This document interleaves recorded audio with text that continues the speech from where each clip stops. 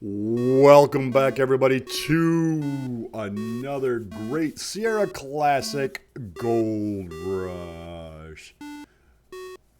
Hopefully, everyone is having a great day today. And please, guys, don't forget to hit that like button. All right, a lot of people are watching. Not enough likes. Make sure you hit that like button, guys. All right.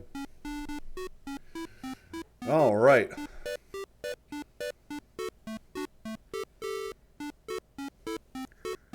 Now let's see if we can strike it rich and get some gold. All right, on this journey here, there's 3 different routes you can take. I will be showing all 3 different routes. So, just to kind of, give you an idea of, the different routes that you can take. You can take the Panama route, you can take the Cape Horn route, or you can take the land route. So, many different adventures that you can take on this game here. All right, are we ready to begin?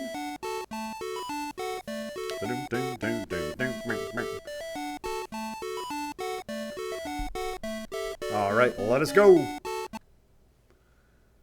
All right.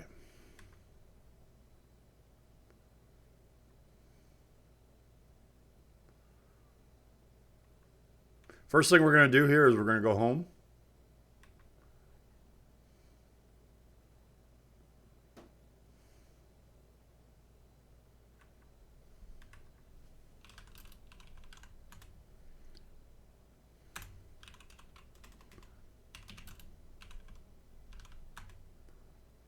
Oh.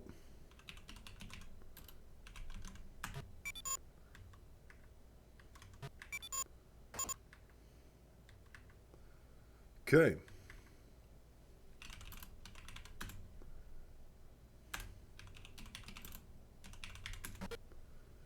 And we walk on in.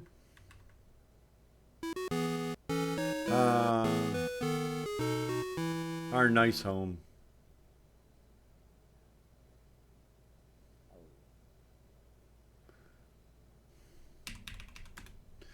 Living room, there is a desk in the corner and a table in the center of the room. Okay, we're going to look at the table here. This table was handcrafted by your grandpa. Resting on the table is an old family album and a lamp. Okay, look, album. Memories, memories, memories. Every time you look at this album, it brings back memories. Just like playing these games, it just brings back so many memories.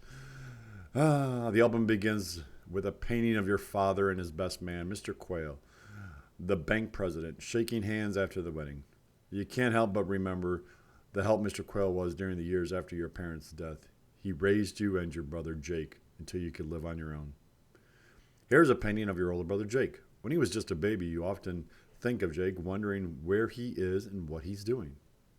And just across the page is a painting of you. You must have been about 18 months old. And finally, you see a photo of your entire family together. You remember the excitement of posing together in front of the camera. It is a very, very special photo of you. All right. Because it is such a great photo, we want to take the photo. All right. Okay, now we're going to look at the desk here. There's a roll top desk. The desk is open. All right. Open drawer. You have looked in these drawers thousands of times before and have never seen anything interesting. Isn't that the truth? You know, your desk drawers are always full of stuff.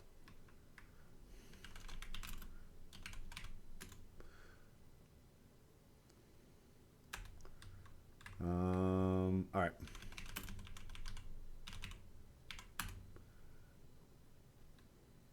Yeah, where's it at? Look, slots. You know something? Okay. Oh yeah, close a desk. Haha, there we go. Haha, look at that. Look, desk. Crumpled, slightly faded, and wedged between the slats of the roll top is what appears to be a misplaced bank statement. Yeah, we probably should do that, huh? Take statement.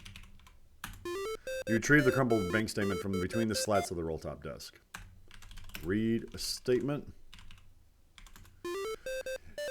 It is your handwritten quarterly statement from the book on blank. Upon examining, you notice that your account number is 186 and that you have $200 in your account. Well, it's not bad. $200, I guess, back in these times would be quite a bit of money, right?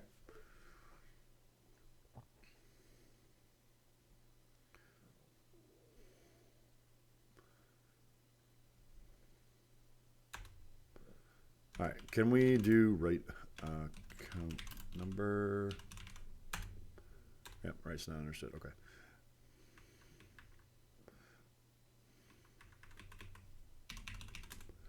This is the only bedroom in the house. It is the only thing, and the only thing in this bedroom is a bed. As a child, you and Jake slept in the attic. Really? All right, well. I don't know of anything else that we really need in here.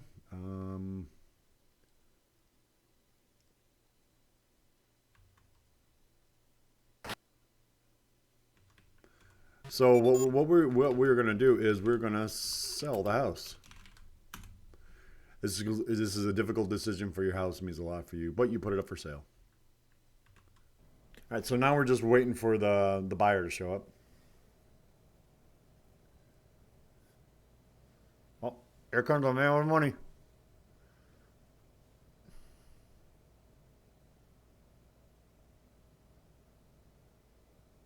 No? Looks like he had money. There he is.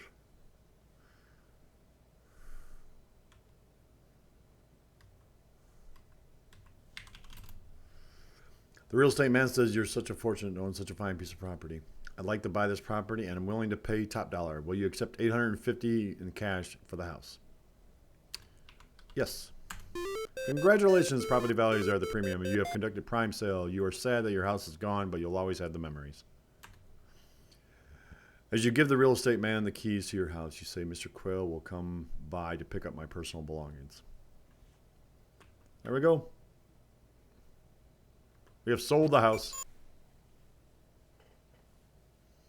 Now we have even more money.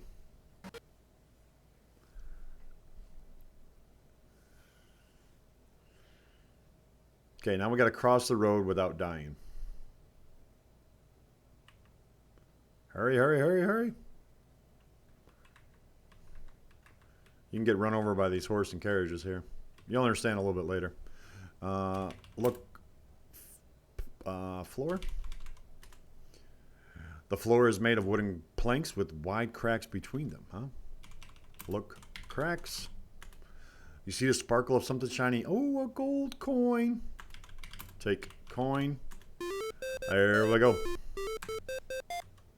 We got a gold coin. Okay, now we're going to want to go up here without walking on the grass. You do not want to walk on the grass here.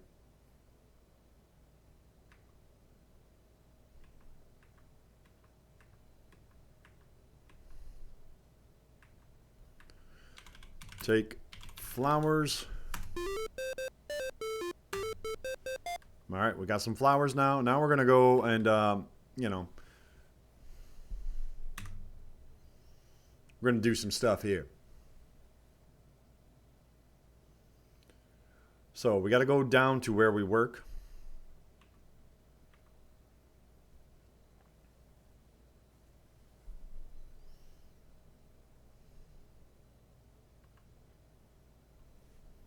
So we're going to enter this nice big building here.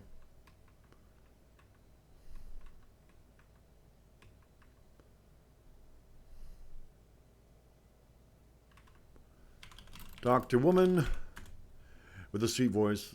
Louise? Yeah, Lois. There we go. Lois says, it's so nice to see you again, Jerrod. Don't be such a stranger. You work so much, I worry about you. Well, yeah, we're not going to work much longer here, though, because we're going to do this. Talk to man. The boss says, you're a very ambitious young man, Jerrod. You are going to go places in this company. We're not. We're not going to go anywhere because we're going to quit our job. Your boss is shocked by your decision. He says, but Jerrod, you are one of the best. He continues, but a man has to do what a man has to do. I wish you the very best, Jerrod. We'll miss you around here. Yeah, well.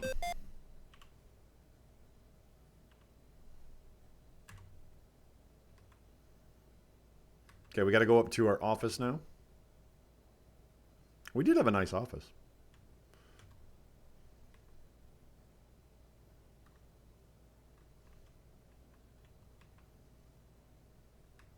Okay, we're going to look at the desk here. It's a nice desk with a blotter on it. All right, we are going to take the blotter. You lift the blotter only to see those old newspaper clippings about your brother, Jake. Not needing the blotter, you put it back on the desk. So, but we want the clippings, right? So we are going to read the clippings. Clippings are very important to you. You find yourself reading them often, wondering where your brother is and what he is doing. These clippings describe the complicated episode of your only brother, Jake. Jake was falsely accused of a crime he didn't commit. Although Jake was promised a fair trial, the townspeople weren't interested in justice. The result would have been a foregone conclusion. Jake's only alternative was to leave town and never come back. When he left Brooklyn, you wanted to go with him. Jake told you to stay because it may be dangerous. But he did promise that he would contact you if something important happened. He left 11 years ago, and you haven't heard from him since. So it says it's a sad tale here.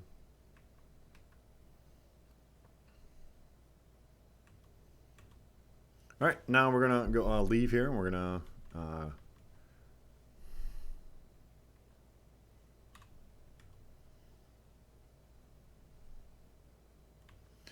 go to and visit the family here.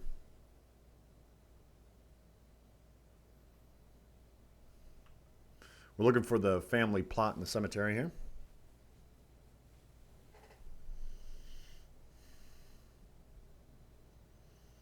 And it's that one over there.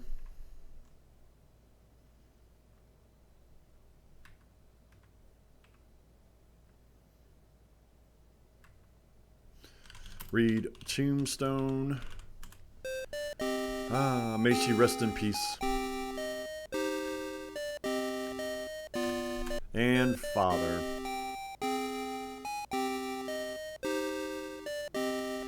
Okay, now we're going to place the flowers down. When you visit your parents' grave, you bring a bouquet of flowers in their memory. It was a dark, damp, dreary, cold, rainy, windy winter night many years ago that your mother and father were suddenly taken in an unfortunate horse-drawn buggy accident. How quickly and tragically they were taken. You never have, and most likely never will, understand why.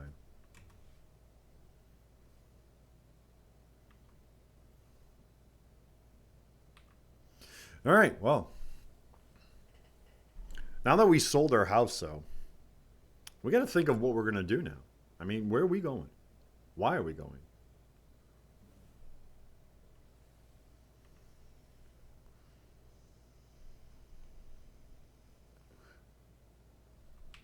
Okay, so we're going to go up to the post office here.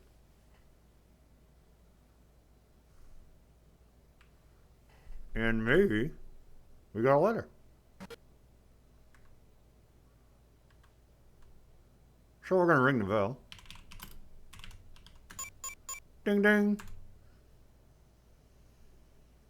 What can I do for you? We're going to get mail. Let me check.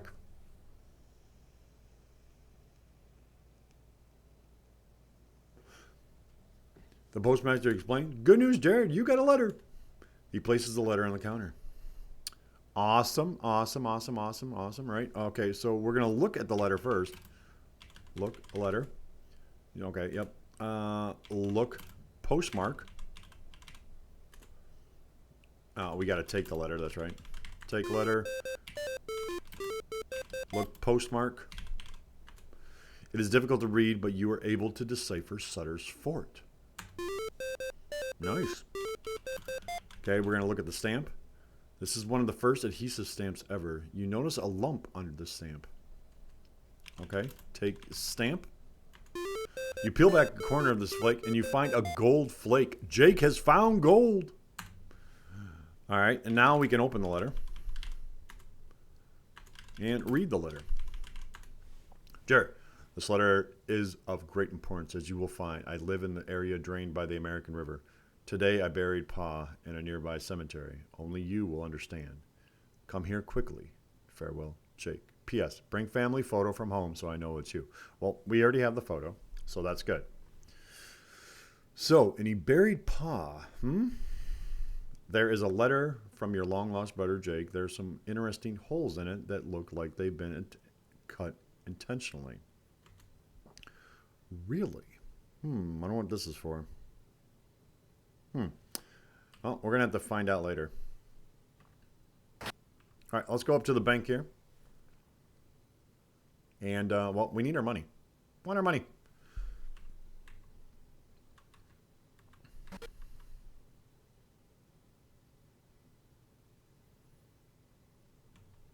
So we're going to talk to the teller here. How may I help you? Get money.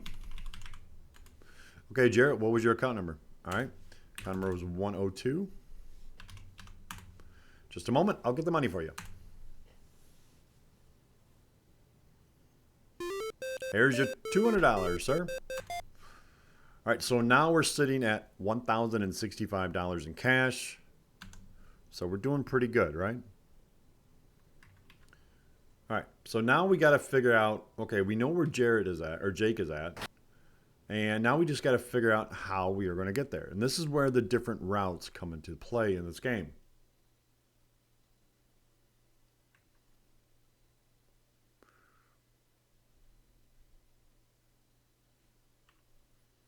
The first one that we're going to do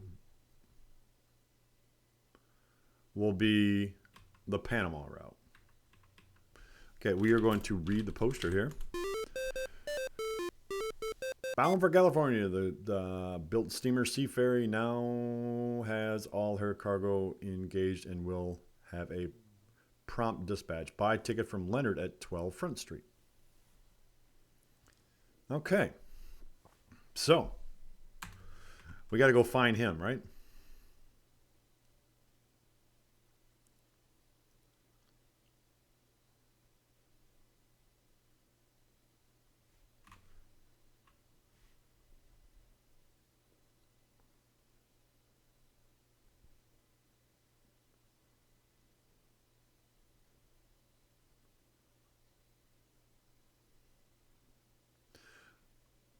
So he was at Front Street, gate 12, huh?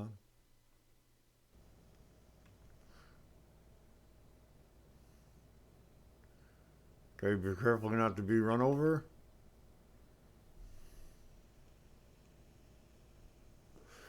Looking for a guy to buy a ticket to go to Panama.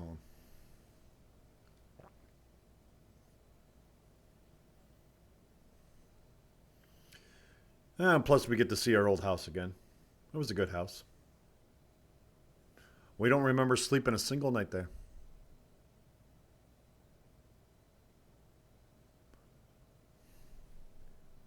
All right, there's gate number 12.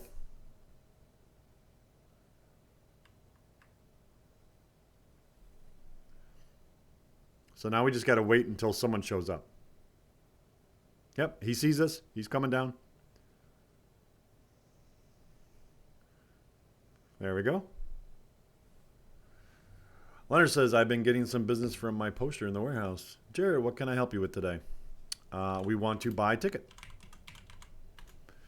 You'll never find a cheaper time to travel, Jerrod, and there is room on the ship. The routes to California are around Cape Horn or by the way of Panama. The prices are Panama Route $900, Cape Route $650. Are you interested in buying a ticket? Yes, we are. Which route are you interested? Cape Horn or Panama? We want the Panama route. The cost of the trip to California by way of Panama is $900. Would you like to buy a ticket? Yes. That'll be $900 in cash, please. Pay, man. Here's your ticket. Hope you strike it rich. All right, so we're going to go to the Panama route to start off with.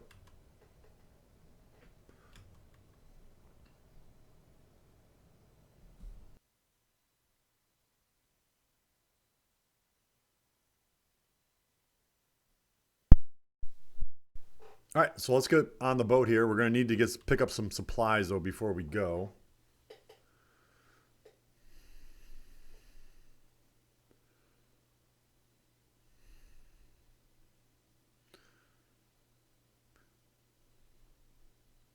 I love how fast the animation is for walking here. We need to go to the hardware store.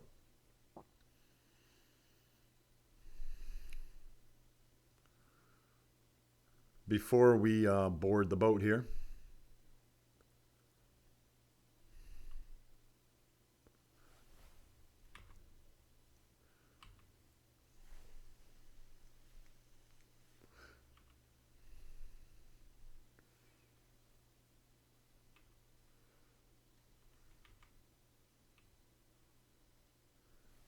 So we're going into Rand's Hardware.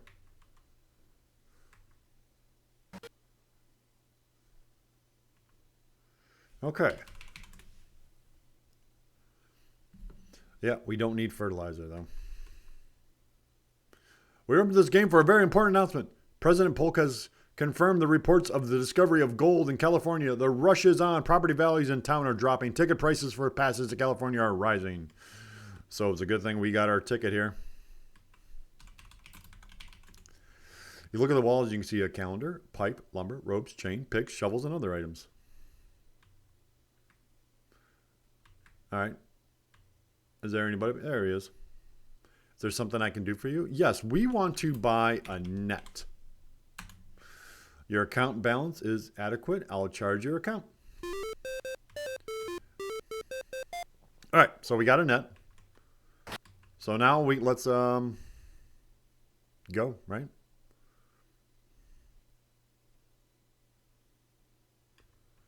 Let's get on board the ship here.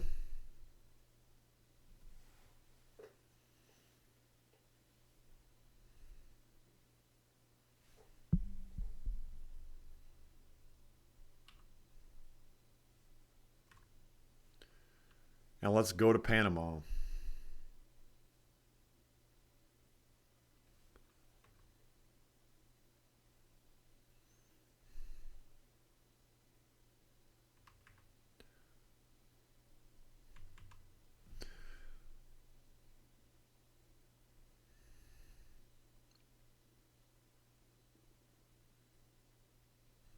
Okay, we just got to show the ticket. The crewman says the ship is ready to go. We have been waiting for you. Let's get going. All aboard.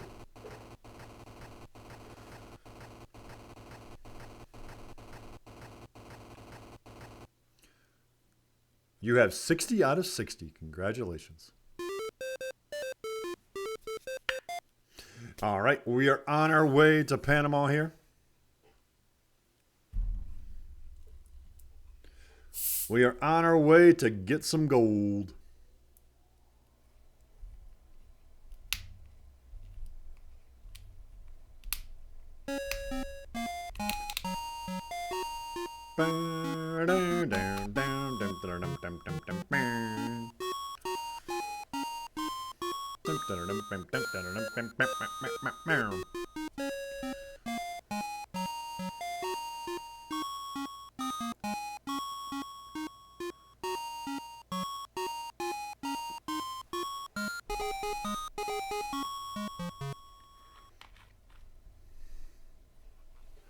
Okay, now what is this trip gonna entail here?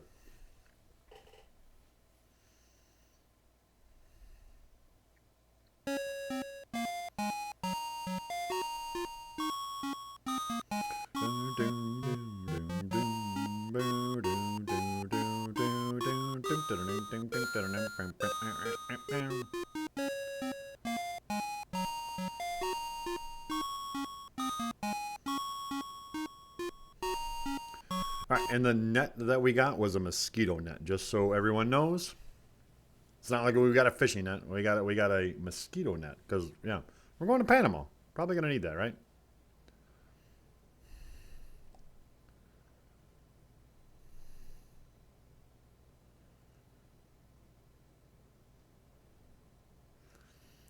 Bye, ship. Just imagine going on this journey from New York through Panama to California and how long that would take. That would take quite some time.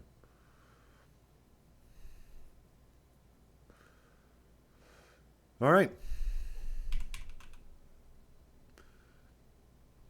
You know, it's nothing. The Panama Route, since it Since it is in most cases the most expensive route, generally attracts the slightly more sophisticated passenger. But the jungle has no respect for sophistication, only surprise. Some of these people haven't seen a hard day's work in their entire lives, save for chopping that firewood for mother. But nonetheless, it has become the route taken by New York brokers, Philadelphia lawyers, Boston bankers, and big city doctors. The captain advises the passengers that it will take the approximately 2 to 3 weeks to get to the Rio.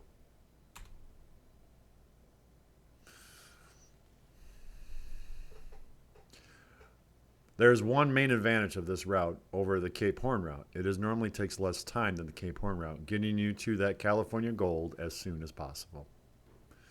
That is, if everything goes right. You are taking a big chance on catching a ride on the Pacific side of the isthmus. You must also contend with the Panamanian Jungle. So what we're going to do here,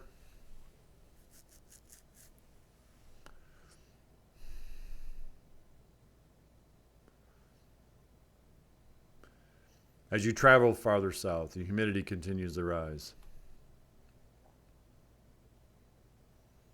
In the distance, you get your first glimpse of the Panamanian coastline. It is a wall of green rising abruptly from a beautiful blue sea. There are a few coral islands and reefs that your captain meticulously maneuvers around. The scene as you see it is as it always has been. It will be just as difficult to walk across the isthmus today as it was for Balboa centuries ago. Near the mouth of the Rio are ancient Spanish, Scottish, and English forts now in ruins. The most famous of these is Fort San Lorenzo, hidden by the dense jungle, and many more that are now invisible. Other cities and fortresses which once flourished are now overgrown and hidden. No one knows where they are. Ships arriving from all over the world not allowed to dock on the Caribbean side of the isthmus. Ships must anchor offshore, which results in the passengers having to pay exorbitant prices to native business people for a ride to shore. Will you ride to shore and 40 miles up to the Rio in a small wooden boat? Yes. Offshore, it is beautifully giant.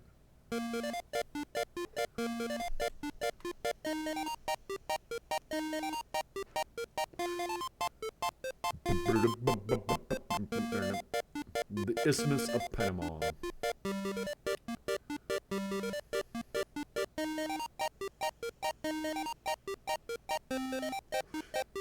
Fort St. Lorenzo, or San Lorenzo, sorry. City of Treacherous. The thickest jungle you've ever seen. Well, being that you live in New York, you've never seen a jungle before.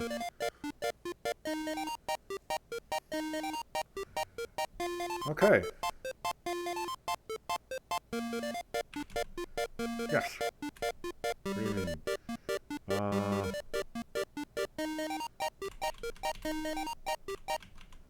There we go. We're on a vote.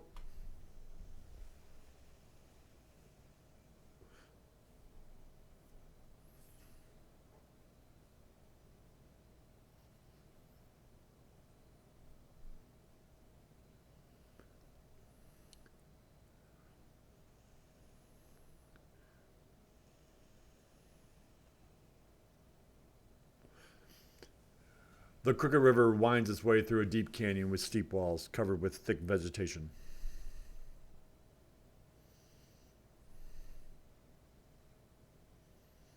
In the jungle, it is never silent. There is an underlying hum and rustle as the sounds of water dripping, birds are squawking, monkeys are chattering, things you cannot see are crashing and crumbling.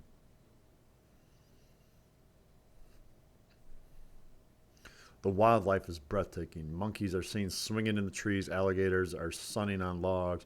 Jaguars stalk the shore. Flamingos, pelicans, eagles, blue and white herons, and vultures dot the sky, not to mention all the creatures you can't see that are watching you. Insects are unbearable. They are not just a nuisance. They carry dreaded, deadly diseases.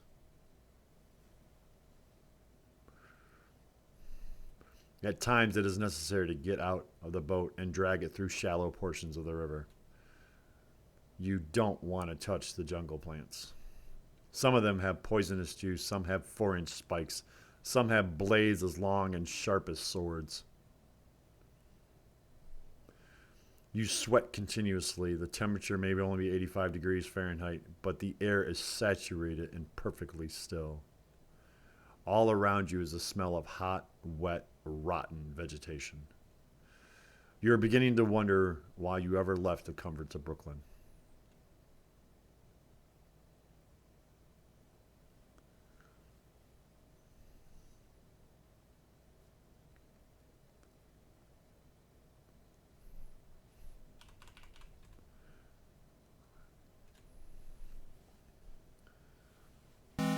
Oh no. The lead native on the shore yells, Ungo bungo, Krambazumba, Humba, Wow, Rata, Snuff, Yunga. Your guide interprets. The leader of the natives said, Give us all your valuable possessions. If you do, we will let you live. The leader of the natives continues, Hafa, Danga, Lo, Bubu, Yo-Yo, Gumby, Crumba, Stew, Mackerel. The guide, if you don't, they will kill us as dead as a mackerel. The guy continues, I don't think they are bluffing. Do you think we should give them our valuables? Yes. You tell the guide to tell the natives we'll cooperate. The guy says to the natives, your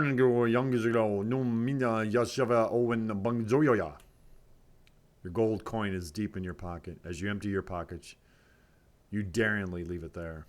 The letter from your brother Jake is in your hip pocket, along with your gold flake under the stamp. You leave that there. Your family photo is in your pocket, so you keep that. Everything else you have with you is thrown onto the shore. The leader of the natives run over to the loot lying on the shore. The leader of the natives says, Mumbo ala jumbo ya sana gumbo, baragabo sumoruba. Your guide interprets, they are happy with the items we have given them, so we are free to go.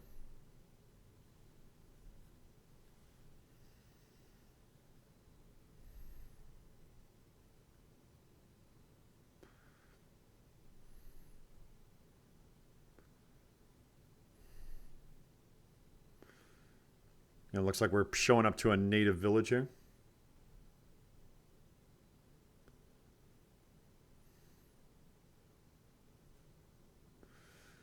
And we're walking. I can't imagine doing this back in the day, though.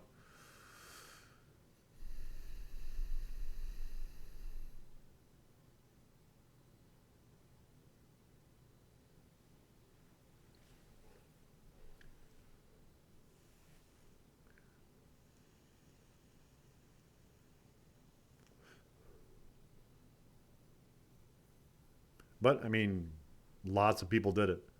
All in that rush for that great gold. For a portion of the 20-mile walk to Panama City, you are traveling on a road built centuries ago by the Spaniards. In the early days of their conquest, this road was used to transport treasures across the isthmus. It was called Camino Real, meaning Royal Road. A traveler in the jungle has hardly any view at all.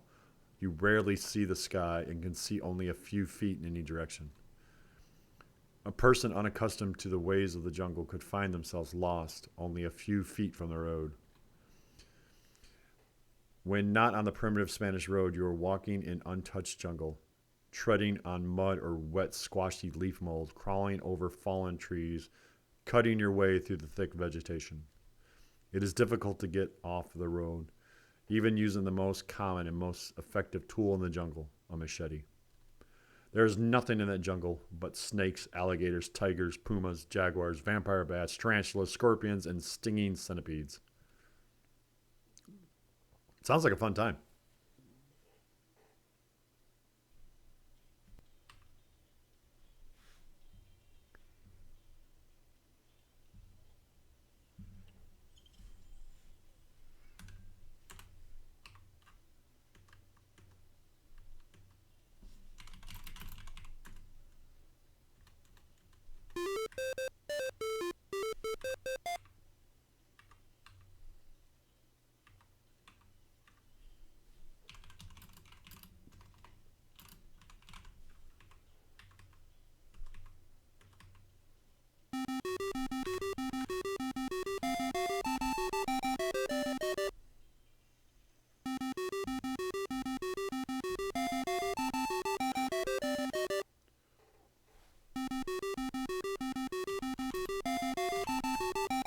All right.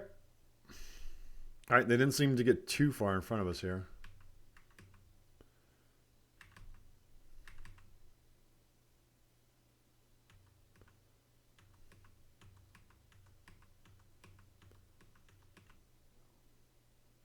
All right, now into the water we go.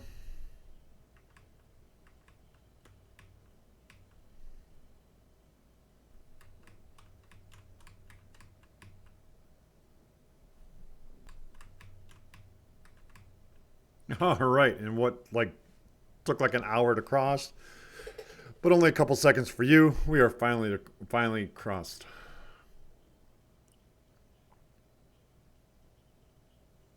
All right, we reached Panama City.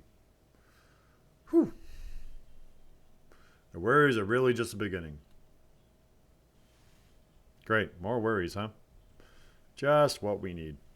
The population of Panama City increases every day due to the steady stream of fortune seekers coming across the isthmus.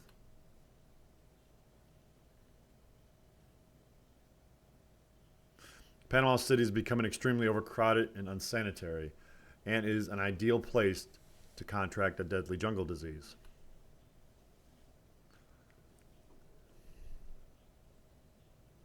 It is difficult to find food or a place to sleep. That's not good.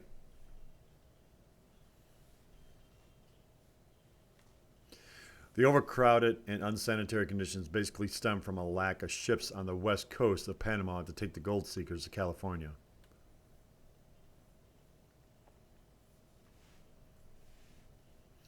These ships that do leave for California are overloaded to the point of being unsafe.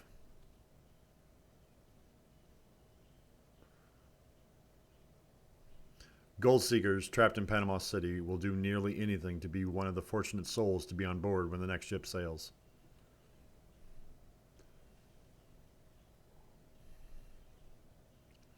Tickets are scalped for 2 or 3 times the price paid for them.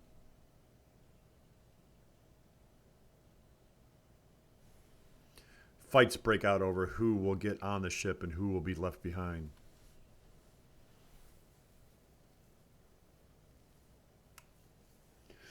Those who are left behind are forced to retreat back into the city and attempt to fend off the numerous jungle diseases.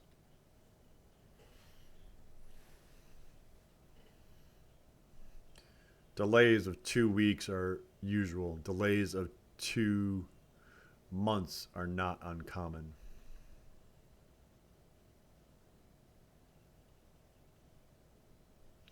You are one of the lucky ones. You managed to get on a ship. It is incredibly crowded.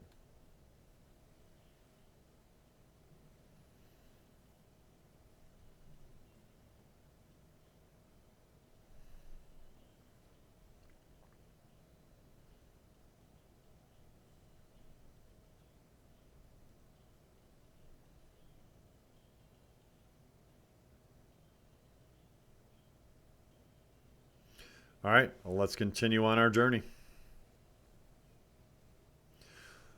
You don't see how this ship is going to survive a voyage of 3,500 miles from Panama to California. There are no words to describe how overcrowded the ship is.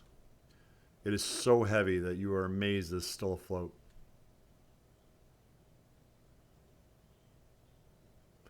Every square foot of deck space is occupied by a gold seeker or his baggage. Some passengers sleep in hammocks hung on the riggings. Others sleep on the deck or on the passengers next to them.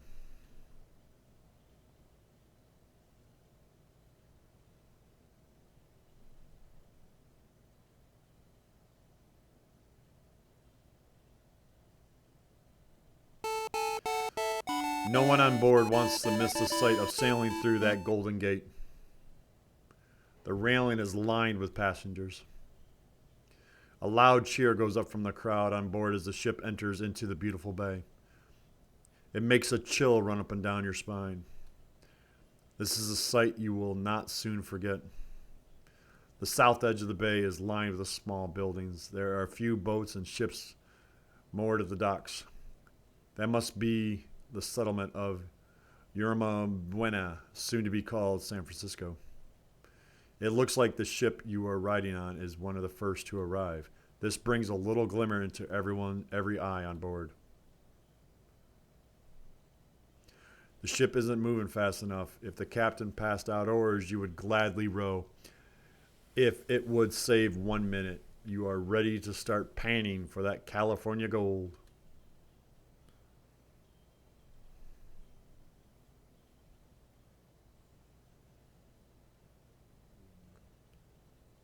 You have 88 points out of the 100. What did I miss? I don't know. You arrived in Sacramento. You're the fella on the ship wearing a white shirt and black pants right there in the middle of the deck. There are many buildings in Sacramento. You've got to find your way to Sutter's Fort. Okay. Sacramento is a welcome site. It is made of streets and buildings.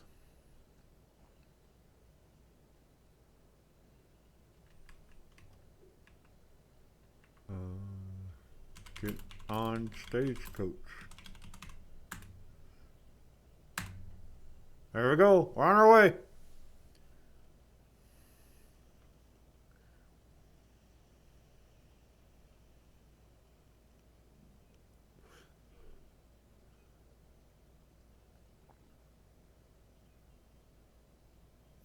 All right, and that is how you get across from the Panama Route. Yeah, we've gotten a little older, haven't we? Time sure does fly when you can't shave, huh? All right, so now we're going to go back and we're going to do the Cape Horn route. All right, so what we're going to want to do is we're going to want to go buy a ticket to Cape Horn now. So let's get on our way to Cape Horn. So what we got to do first is buy a ticket from the guy that we bought the ticket from to go to Panama.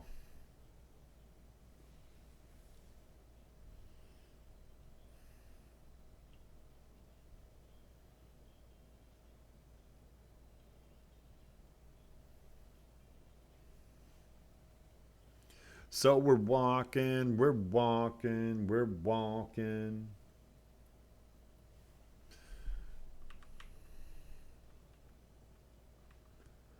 All right, hurry up, guy. We got stuff we got to do. We got to hurry up and do it before everyone gets out of here. Okay, yep, we want to buy a ticket. Yes. Cape. Yes. Pay. Okay, let's get out of here. We got to hurry up and try to get to the store here.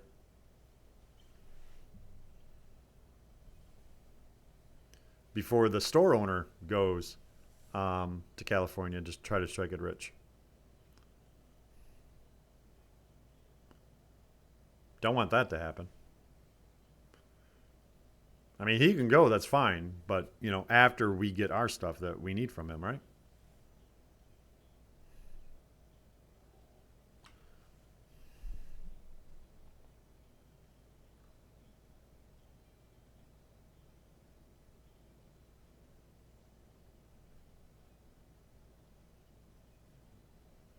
Because it's going to be a very long boat trip. And, you know, back in the day, a lot of people used to die of scurvy on these long trips, you know, from lack of vitamin C and all that good stuff. So we got to make sure that we get our vitamins. Best way to do that is eat your vegetables. So kids, if you're watching this, make sure you eat your vegetables. You don't want to die of scurvy. That's not a good thing to do.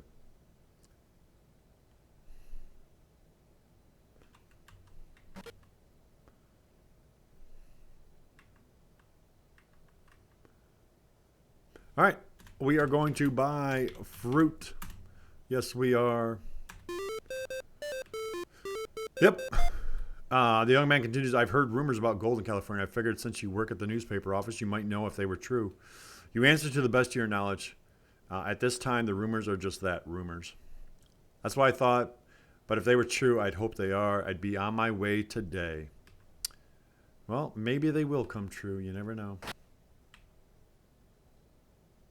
All right, let's go board the boat now.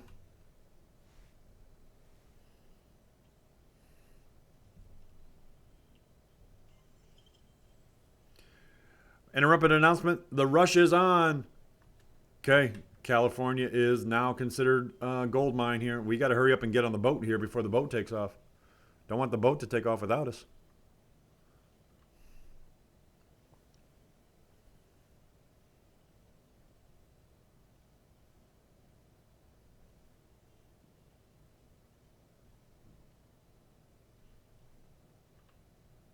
Okay, the boat is still in the dock there, so that's good.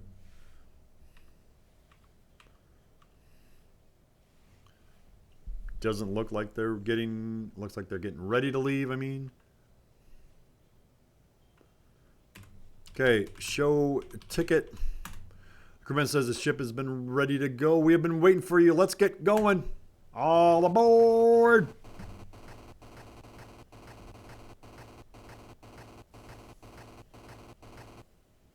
We have 60 out of 60. Congratulations. All right, so I'm going to cut out this this scene here because we've already seen it. So, all right, so we're on the boat now, and there's a bunch of things, as you can see, that we can do.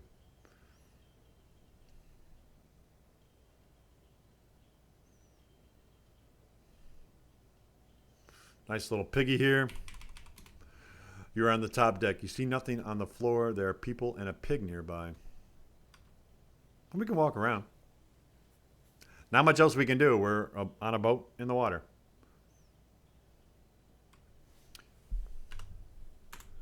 You're at the top deck. You see nothing on the floor.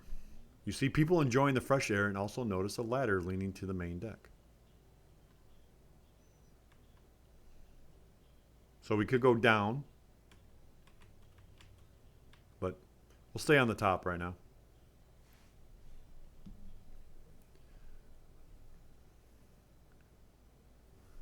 All right, that's the captain. This is the bridge. There's a staircase to the captain's deck. You see nothing on the floor.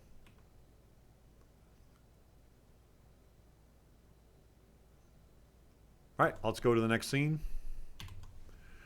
Land has just disappeared from view. The excitement, expectation, and anticipation of your journey are gone. Now you're beginning to wonder just exactly what you have gotten yourself into.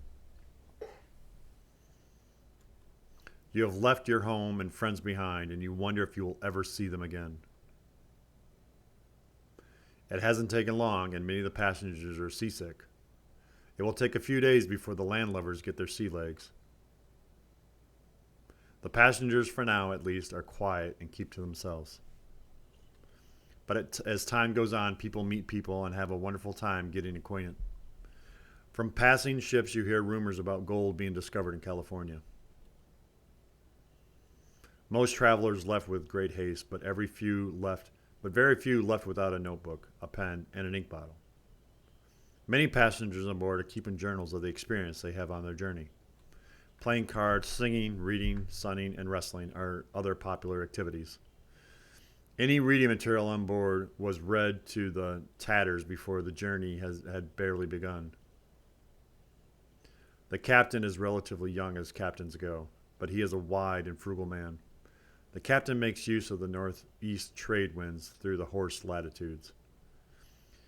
He makes use of the wind and sails at every opportunity to conserve the supply of coal and to prevent wear and tear on the steam engine. The food on board is not as bad as expected. In fact, you are really hungry. It is quite tasty. This early in the voyage, rations that are provided are quite safe. Very few get sick from eating them. The food is not yet spoiled.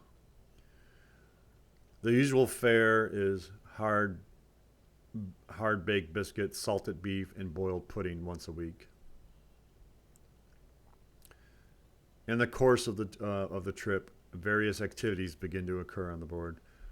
There are debating societies, clergymen have sermons and prayer meetings on Sundays.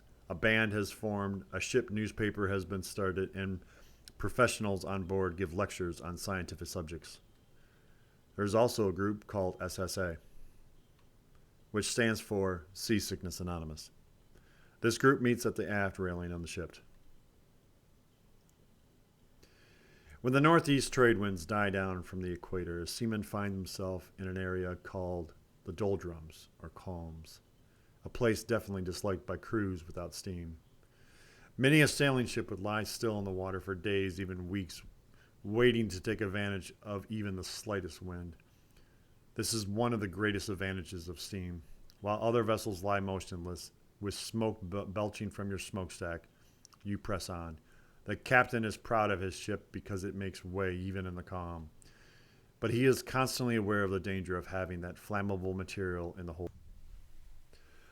You're aboard a mighty steamer, but it is not the most common type of vessel on the high sea. Clippers are the sovereign of the seas. It will not be uncommon to see many clippers during your voyage. While passing through the area of the equator, the heat gets unbearable. The deck is too hot to walk on. The tar bubbles in the seams on the deck. The island of Fernando, located about 190 miles from Brazil, now comes into view. Rumors abound on the actual story pertaining to this island. Some say Alexander Selkirk, more commonly known as Robinson Crusoe, was exiled here. Others claim that the Brazilian government uses the island as a place to exile and as a prison. Who really knows? In calm weather, especially aboard the sailing ships, one of the favorite pastimes is catching porpoises, cowfish, or any other fish that can be hooked. These catches provide a much-needed diversion from your now motionless, monotonous diet. Eventually, the familiar constellations of the northern hemisphere begin to disappear, and the Southern Cross, composed of its 4 brilliant stars marking the 4 corners of the cross, begin to rise in the night sky.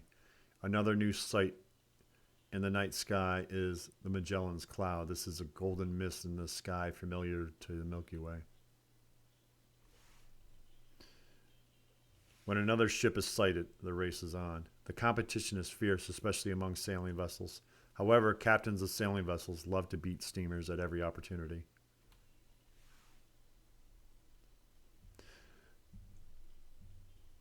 When approaching a port, the crew begins painting and polishing. They want the steamer to be ship shape when it pulls into port.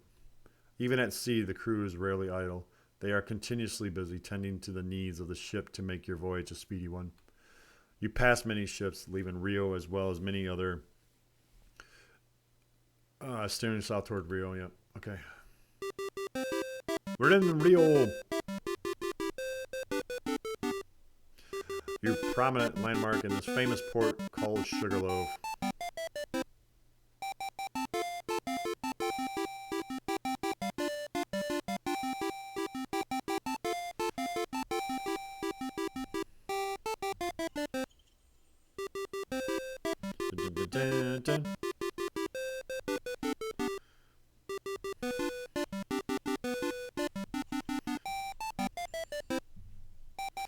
Every person on board is looking forward to going ashore. You have been like a caged animal on this ship for nearly 6 weeks.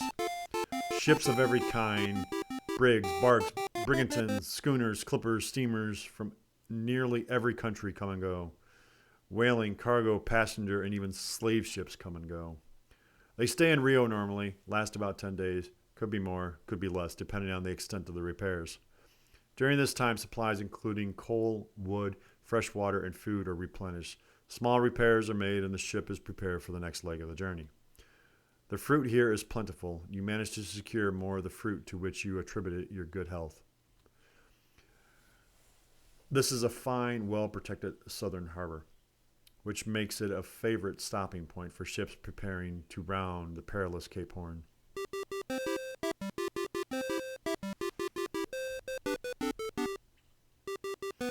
And we're off again.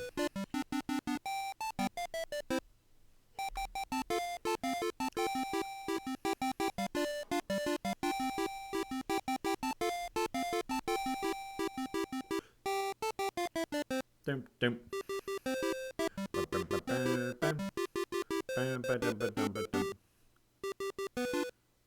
All right, well, let's keep our journey just south of Rio. The captain advises you You cross the Tropic of Capricorn, that invisible line on the globe at 23 degrees, 27 minutes south latitude that separates the torrid zone from the south temperate zone.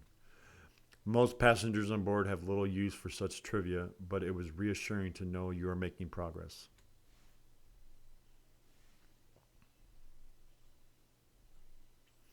Rumors are starting to spread about the difficult times you are going to encounter in a few short weeks. You hear horror stories about getting around Cape Horn.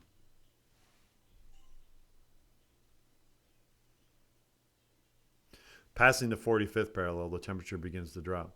Passengers begin spending more time below deck. When you left Brooklyn, it was the dead of summer.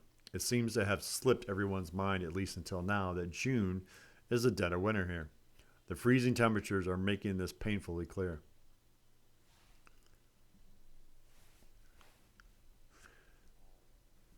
Captains vary in age, experience, and wisdom.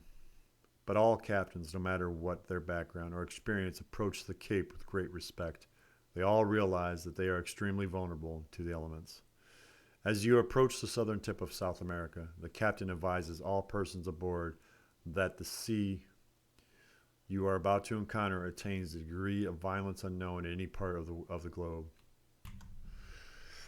Just before rounding Cape Horn, the captain points out the decent rocks, which are colored white from the bird droppings. Rounding the Cape from the east to the west is not an easy task. If all goes well, it is unusual for the sailing ships to allow 3 to 5 weeks to get to the west side of the Horn.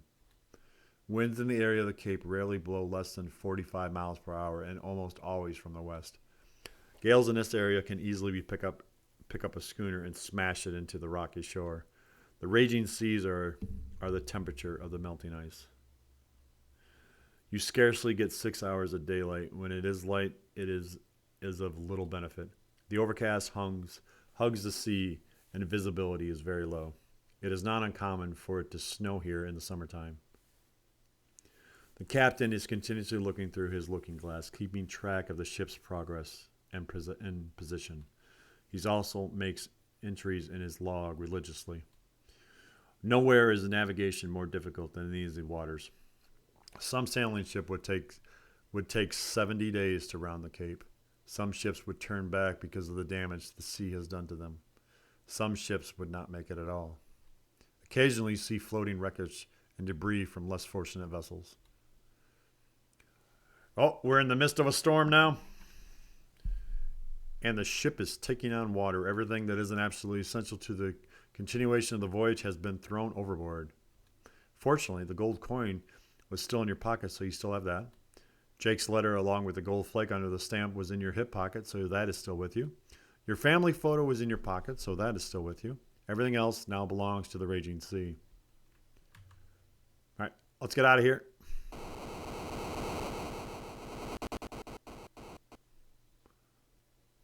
Look at those guys working down hard on the engine.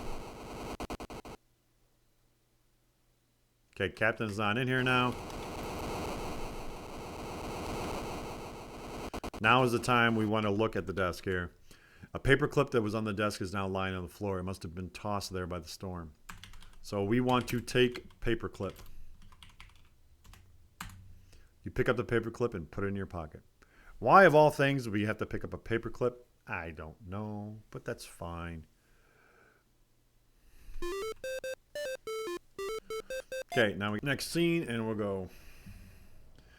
With the rounding the Cape, also called Cape Stiff by many sailors because of the difficulties of rounding it behind you, the captain steers the steamer north by northwest. It is to everyone's goal to reach the port of Valparaiso, which means Paradise Valley.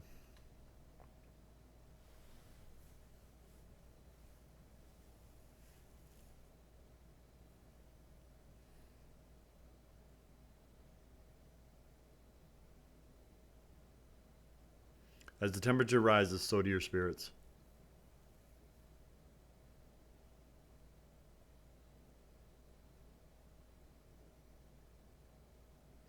Off the coast of Chile, the ocean is swarming with sea cows.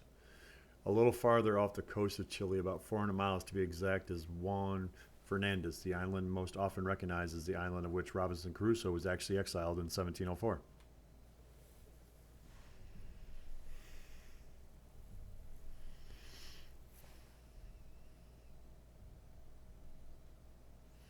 Every person on board has been looking forward to arriving at Valparaiso. They have been in close quarters for too long. The port of Valparaiso is shallow, so the boat is anchored offshore.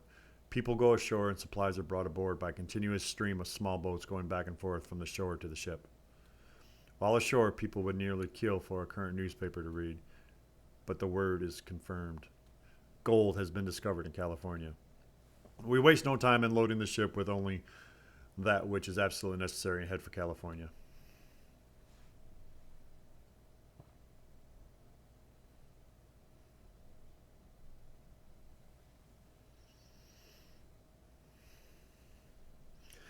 The only excitement today was crossing the Tropic of Capricorn for the second and last time on this voyage. The unbearable heat isn't far away again.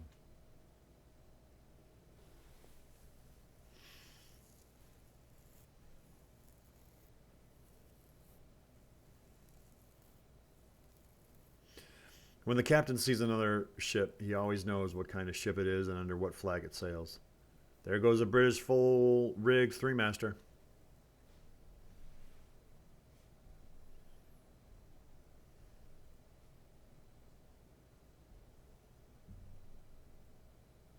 Saw an interesting sight today.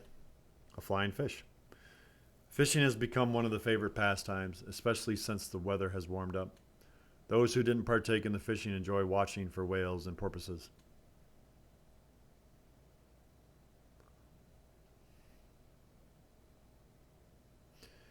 On the west side of South America, the crew anticipates arriving in California and begins putting things in order.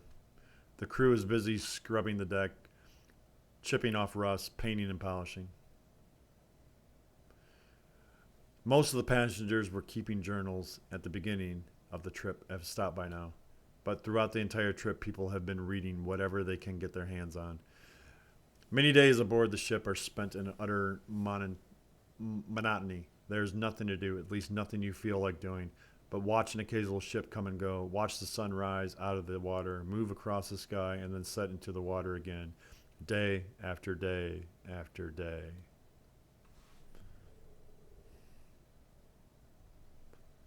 The last leg of the journey is slow and seems to drag forever. The walls seem to be moving in. You're positive the ship is only half the size it was when it left Brooklyn. Moments of solitude and privacy are non-existent. Fellow passengers who only a month ago were easy to get along with now seem impossible to tolerate. Fights break out over trifles. There is a constant bickering and gossip.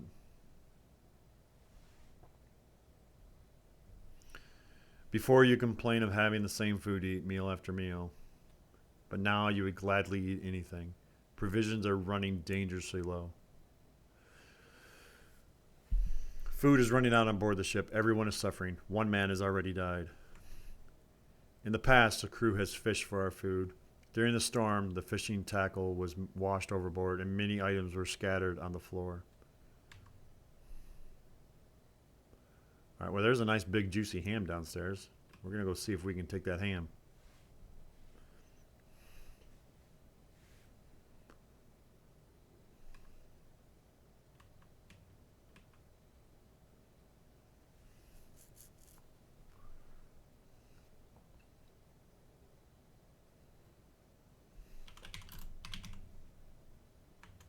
You grab a nice slab of the pig meat from the steaming pig. All right, we got some meat here. Let's go downstairs.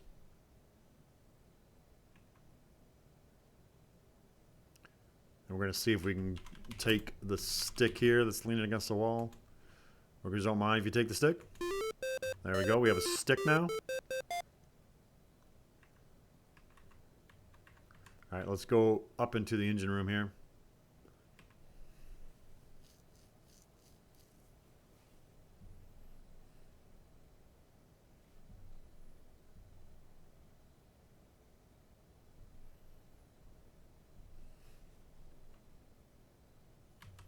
Okay. Look, engine. You notice some metal scraps on the floor around the engines. Excuse me, young man, the engine man interrupts. I see you notice my engines. These are a couple of beauties. They are nothing but pure power. I'm mighty proud of these engines. I sure am. Take scrap. You scoop up the metal scraps, being careful not to cut your hands and put them in your pocket.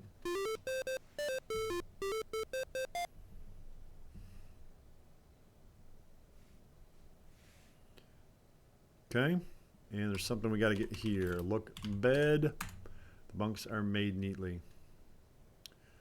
All right, there's something on the bed here that we want. Look, sheets. Look, sheet. Look, blanket. All right.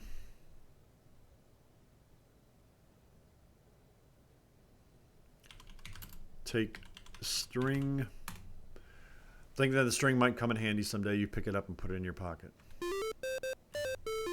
All right, now we can go up to the main deck here. Oh, we gotta close the door first. There we go.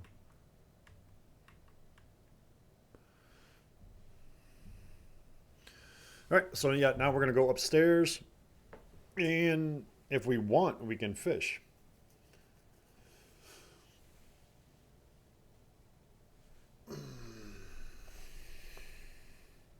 We have a stick, we have the string, we have some meat.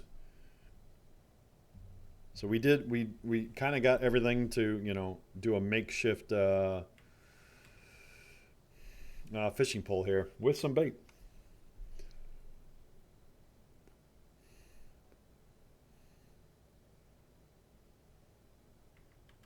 All right, we're going to go out to the back of the boat here.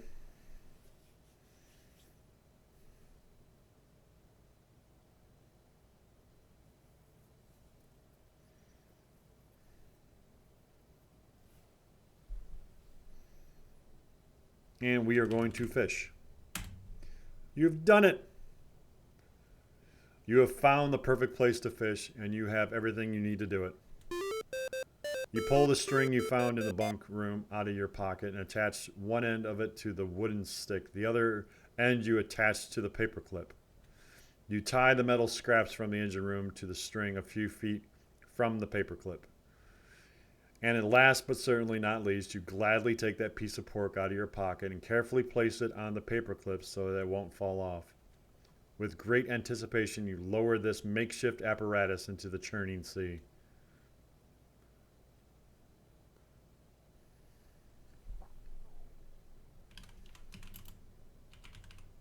Now we just got to wait for the fish. There's a fish. Oh, yep, he's eyeing it up. Big old smile on his face.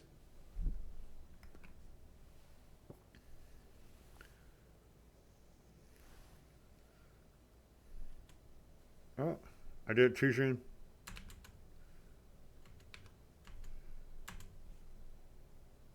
Okay, take fish. I know I'm already fishing.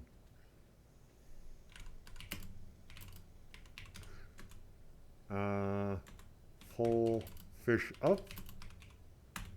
What do you mean? Da, da, da.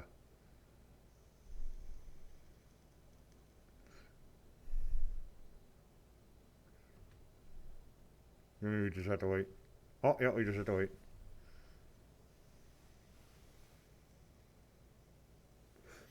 He's pulling it up. He's done it. He's caught some fish.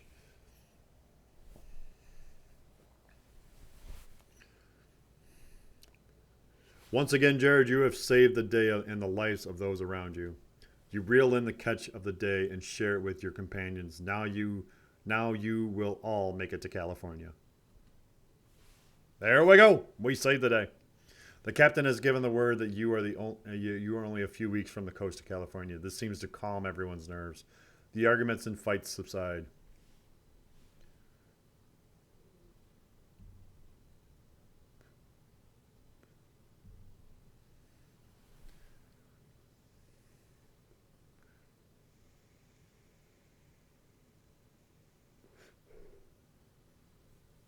We're getting close, guys. We're getting close.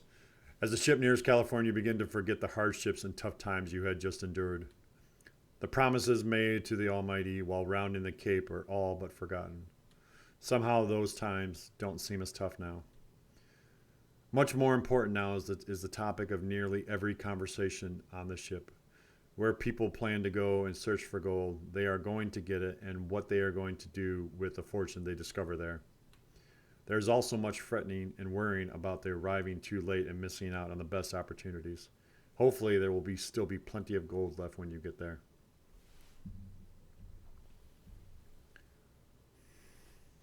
For the crew, no portion of the voyage is without danger. They must maintain their vigilance to the very end. You are fortunate that the ship has sufficient supply of coal to make it to California. Other steamers ran out of coal. When that happens, spares, doors, bunks, and portions of the deck were ripped up and fed into the firebox to keep that ship moving toward the gold fields.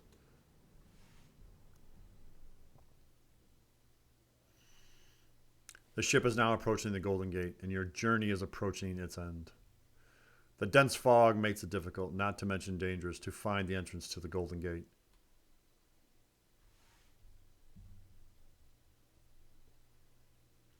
All hands are on deck as you approach California to the gold-seeking passengers on board. It is the long-awaited promised land. Everyone cheers for the captain as he guides the ship through the Golden Gate. The shoreline is covered with lush green plants. What a beautiful sight. The bay is filled with boats of all kinds from every country. The boats and ships are too numerous to count. It looks as if they're stacked on top of one another, but they seem to be deserted. Everyone on board is sure they are too late now. Energy levels run high among the prospectors on board. They know there is no time to waste.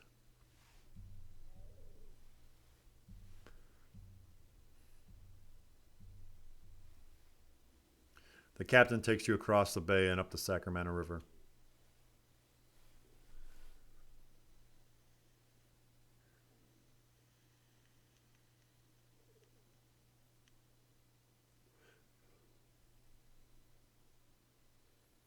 As we go up the river,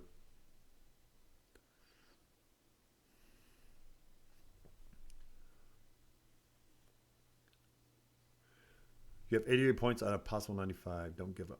All right. Well, all the points are always going to be different because you can make points up. All right. All right. We're on here. Let's go. Let's get on.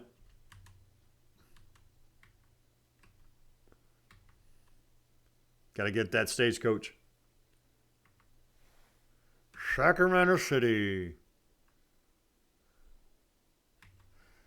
Get on the stagecoach. You jump on board the stage, bound for Sutter's Fort.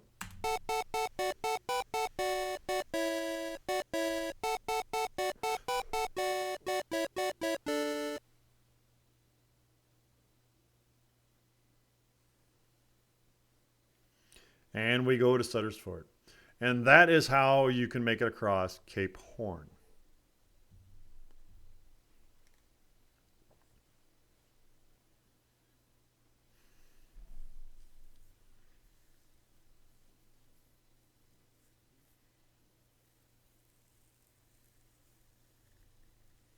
Okay, we arrived at Sutter's Fort.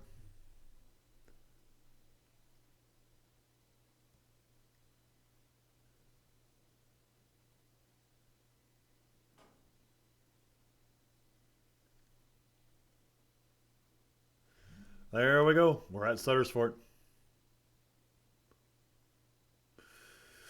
Okay, now we're going to go take the land route.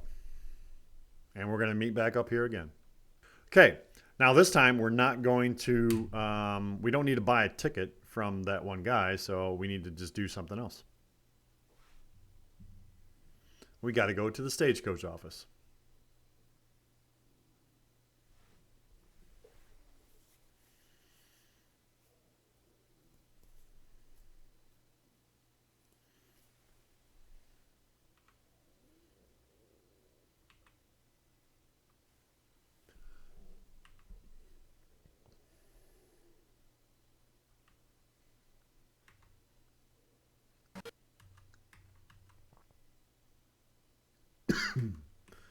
All right, we're going to buy a ticket. How may I help you, Jerrod? Buy ticket. I knew it the instant you walked through the door, Jerrod. You have decided to head west. The furthest west I can get you is Independence, Missouri, where you will join a wagon team heading west. The cost of a ticket is Independence is $200. Are you interested in a ticket? Yes, we are. We are going to go the land route here. Okay, pay the man. Your ticket will get you to Independence, Missouri. Now I'm about to give you some information you might find helpful later, so listen up. I have enlisted you as a member of the Long Island Joint Mining and Stock Company. You should be able to locate the company once you arrive in Independence. To get started, show this ticket to the man at the livery stable and have a safe trip. Good luck, Jerrod. All right. Now for this trip, we don't need to bring anything with us. So we just need to go and enter the library here.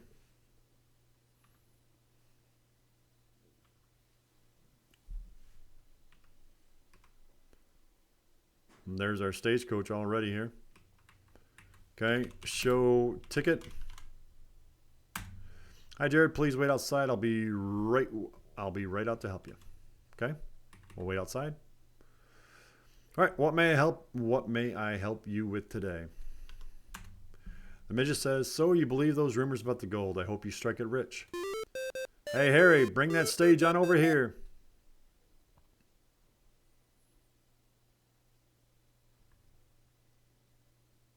Okay. We got to hop in the stagecoach. Now we're going on the land route here. But like you said, he's only going to take us to Missouri. Still got a long way to go. Open door. There we go.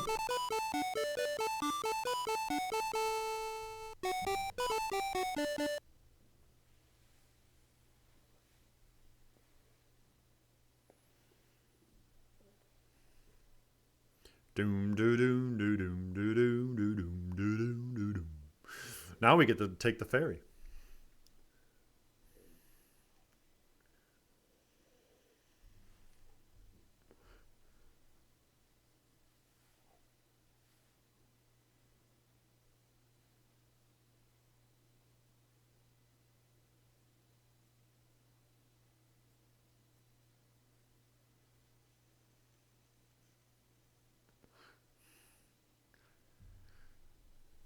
As we watch as the ferry pulls in.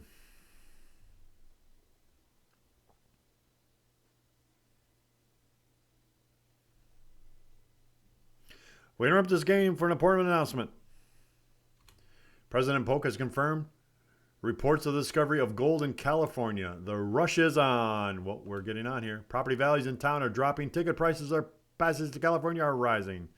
So it looks like we did everything in exactly the right amount of time here.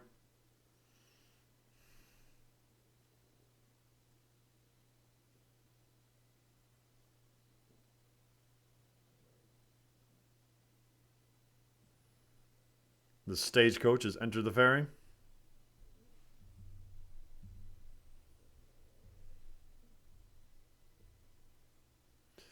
Yay, we have 60 points out of possible 60.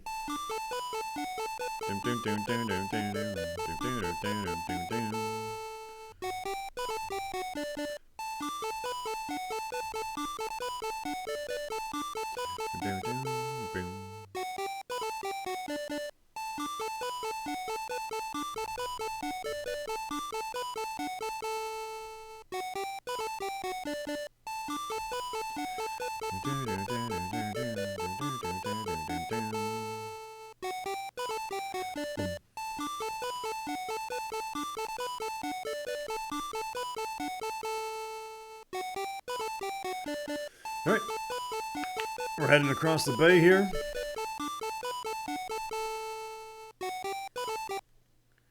All right. We get to sightsee now.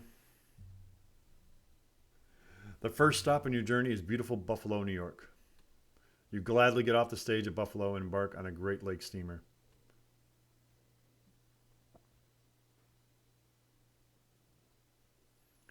Cleveland, Toledo, Detroit, Lake Huron,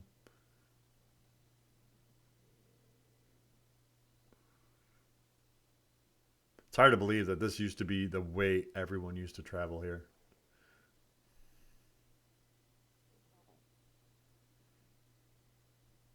In Chicago, a city with a whopping 20,000 inhabitants, you disembark the Great Lakes steamer only to board another water-going vessel, a canal boat.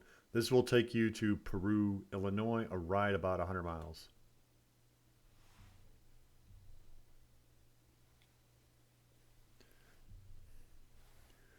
After Peru, the next leg of your trip will be aboard a river steamer, which will take you to St. Louis via Illinois and the Mississippi rivers.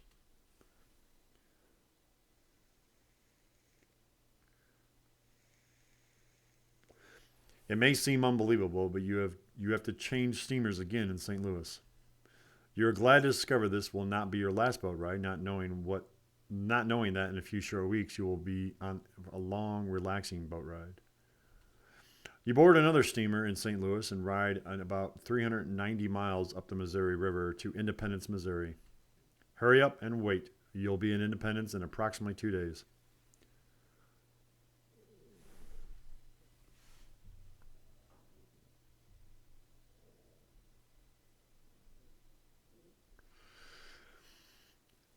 You don't look long before you find the Long Island Joint Mining and Stock Company camp set up just north of Independence. With a great deal of anticipation, you enter camp.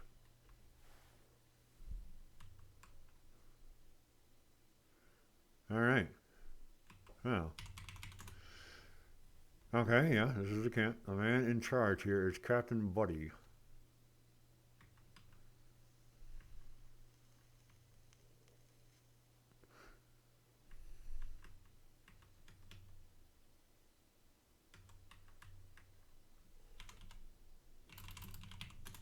Talking to this man, he's sound asleep. All right, fine.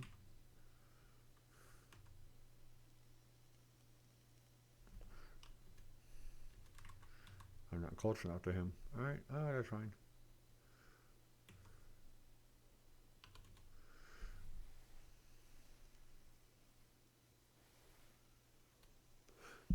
Really? Okay.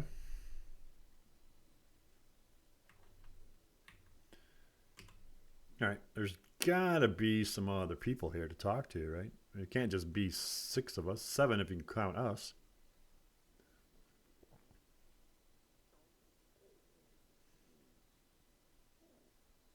Ah, look, a guy reading a book. The man reading the book says it is a beautiful day just to relax and read a good book.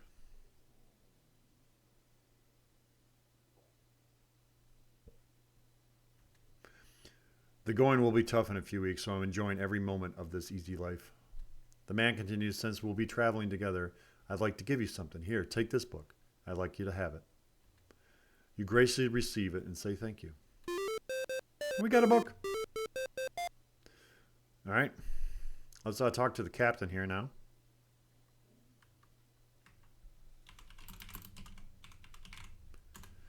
You find the man who appears to be the leader of this company. Introduce yourself to him. Welcome to the Long Island Joint Mining and Stock Company, Jerrod. Bellows is this seasoned-looking man. It is great to have you join us. My name is Captain Buddy. That's right, Captain Buddy. I'm going to do everything within my power to take this company safely across the country to California. Before we get too far, Jerrod, there is something you need to know. The company fund is running low. I'm asking all the company members to contribute everything they can so that we can all make it to California as soon as possible. Okay. Give money. You reach deep in your pocket and retrieve all your remaining cash and hand it over to the company captain. Thank you so much, Jerrod.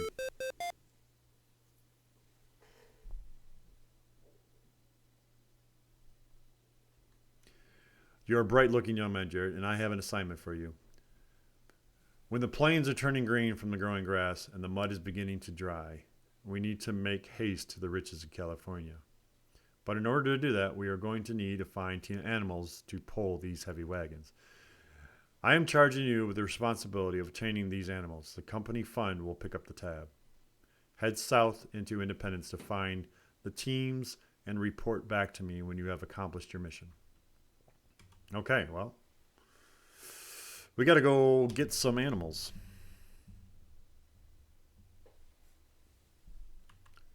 All right. So I talked to the guy here.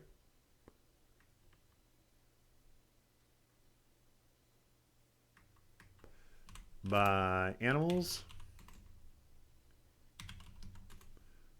Really? You've come to the right place for that. This is what I have to offer you. Mules, young oxen, or mature oxen. Which would you like? Well, which one should we get then?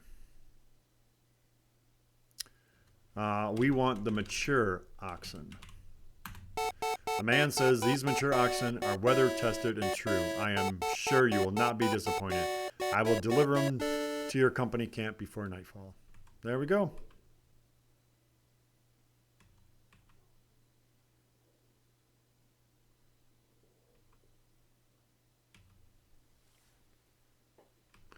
Okay, we got to talk to the captain here, tell him about our find.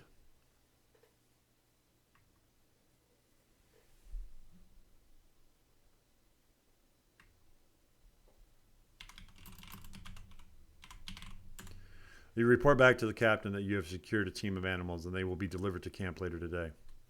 I trust you have selected the right animals to pull our wagons across the country. I have another assignment for you. It is up to you to determine when our company should head west. If we leave too early, the plains will be muddy and the wagons will sink to their axles.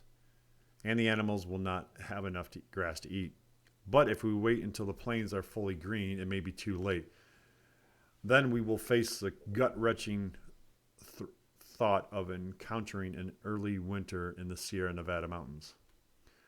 There is a great view of the plains from the north edge of the camp. When you decide it is time to leave, tell me to head west. All right.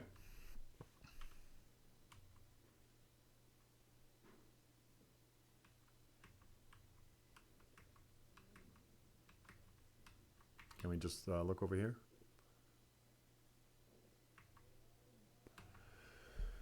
Okay, well, we just got to look at the grass, right?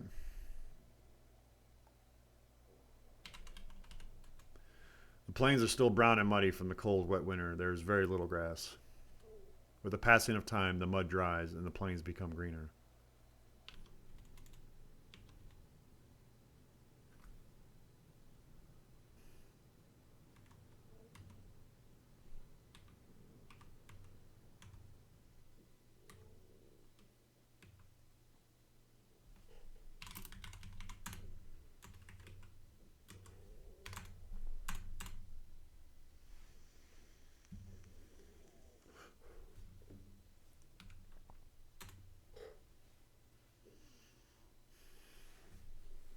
Crossing the Kansas River. You're now approaching the land of the Pawnee Indians. This is the tribe of Indians that was most feared by the travelers. It is necessary to keep a keen watch at all times. The plains teem with buffalo herds of them stretches as far as the eye can see. Wildlife is extremely abundant. But the traveling masses do little to preserve their surroundings as they make haste to the west. While traveling the trail, you find that those who have gone before you have left a trail of litter and garbage. If there was no trail, you could hardly notice. You could just follow the trash. It is a sad sight. Also along the way, you find discouraged travelers heading back home in their wagons.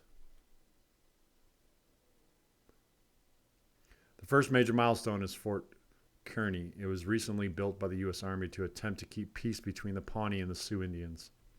Travelers look forward to Fort Kearney for various reasons.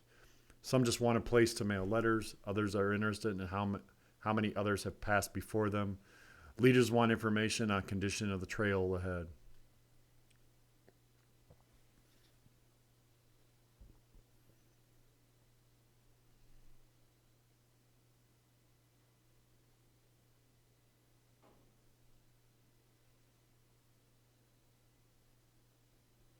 The trail is wide and easy to traverse. The Platte River provides an ample supply of water. Between Fort Kearney and Fort Laramie, the company should average 17 miles per day. The upward slope is so gentle that the animals barely feel the grade. Discarding those unnecessary items in Fort Kearney really paid off. The captain advises the rest of the company that this will be the easiest part of your trip, so you'd better enjoy it.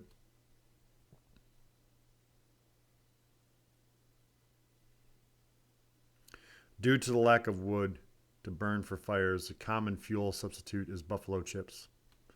They burn well if they are dry. If they are damp, they smoke a lot. If they are wet, they are next to fireproof.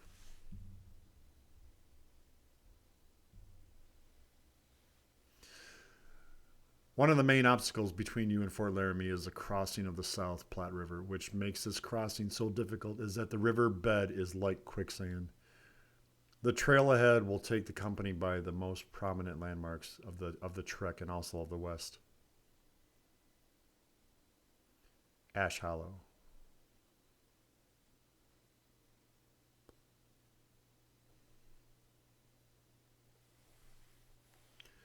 Courthouse Rock, Chimney Rock,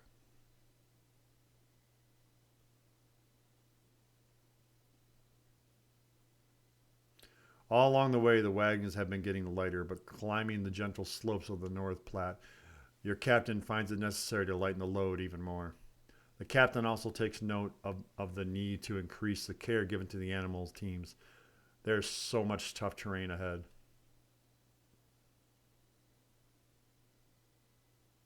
Fort Laramie is another military station along the way that weary travelers long to reach. Once they arrive, many meet with great disappointment. They aren't able to acquire many of the articles they desperately need, such as fresh animals to replace those that have died along the way or those that will not last much longer. You could have all the money in the world and it would be useless. They just aren't available.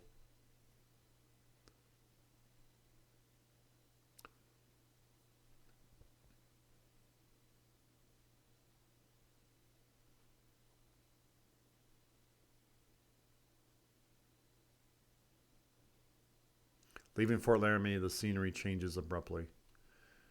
From the gentle slopes of the plain, you are now traveling on the sandy, steep trails leading into the hills called the Black Hills because of the dense growth of juniper and pine.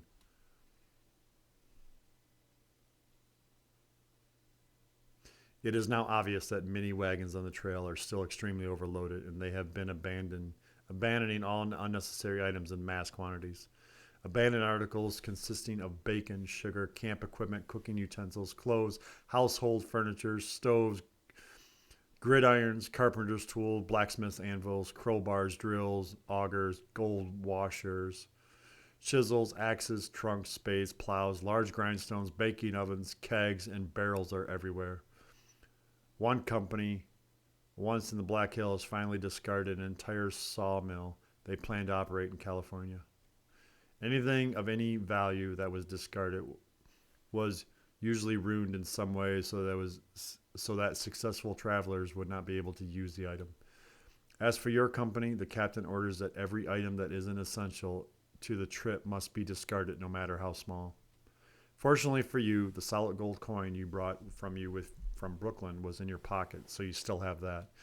The letter from your long-lost brother Jake was in your hip pocket, along with the gold flake under the stamp, so that is still with you. Your family photo fits in your pocket, so that isn't discarded. The company decides to allow you to keep the Bible, just in case someone needs it later. Everything else is thrown from the wagon beside the trail.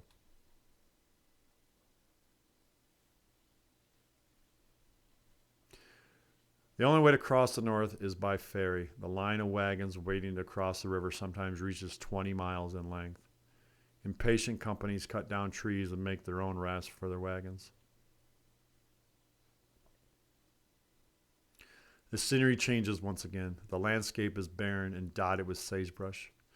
This desert-like region has a few widely scattered ponds, most of which are poisonous pools of alkaline water. It is a gruesome sight to see the results of one of your animals partaking of the poison. Surrounding these alkaline ponds, the sagebrushes are outnumbered only by animal carcasses.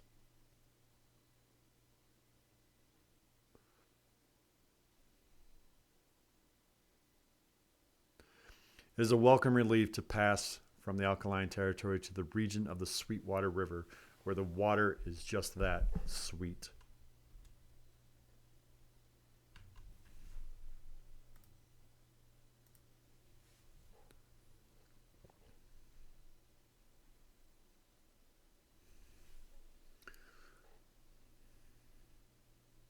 At the west end of the Sweetwater Valley, the trail crosses a broad plateau to the South Path, the halfway point of your cross-country trek.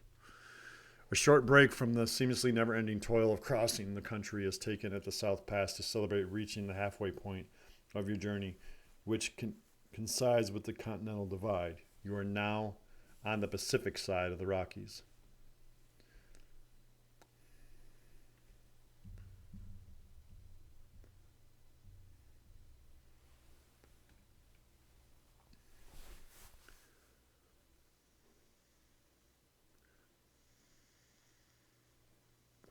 Your wagon train is now entering an arid stretch of land. It will be 50 miles before you or the animals will be able to taste the refreshing, cool water of the Green River. Every container is filled to the brim with the life-giving water that will be so valuable for the next few days. The trail across this desolate wasteland is strewn with dead oxen. The animals, as well as you, are parched and desperately in need of water. The captain bellows command and the animals team comes to a halt. You're at the top of a steep hill overlooking the Green Mountain. The animals are uncontrollably thirsty. If you don't do something soon, they will pull the wagon down the hill and it will be destroyed. Okay, we are going to unhook the animals.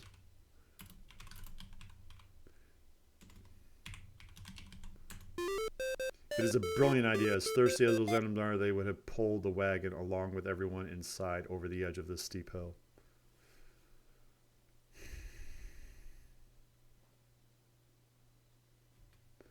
You're responsible for saving the animal team, the wagon, and your lives of the fellow company members. You are to be commended.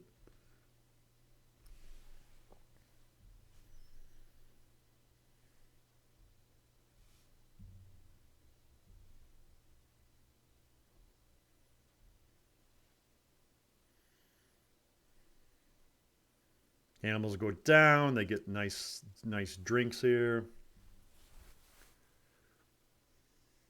And then they come back.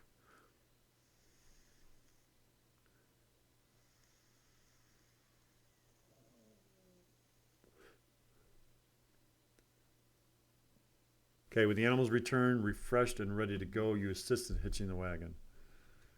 The animals are ready to attempt the steep hill. They will hold the wagon back as best they can, but you suspect it will roll down the hill too fast. We are going to lock the wheels. Using your Yankee intuition, you put the chains through the wagon wheels to keep the wheels from turning.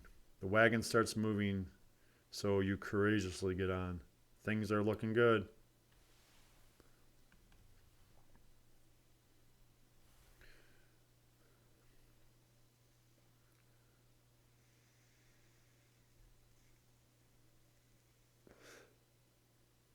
Congratulations.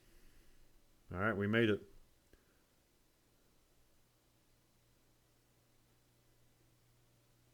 During this section of the trail, going gets tough. There are no rivers going your direction to follow. It is just seamlessly endless miles of gravel, rocks, sand, dust, steep hills to climb, and difficult descents. As difficult as it is to keep on going, you have to keep those big wheels turning.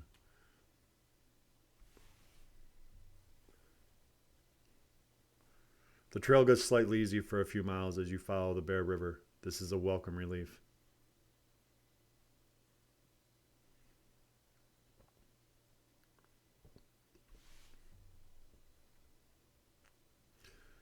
Here the trail forks. The southern route is called Hutspet's Cutoff. That route is slightly shorter as the crow flies, but it misses the stop at Fort Hall. Your captain takes you on the northern route toward the fort.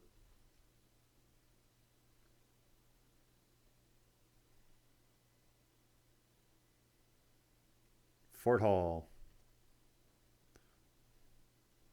After leaving Fort Hall, the company follows the Snake River through a portion of Idaho.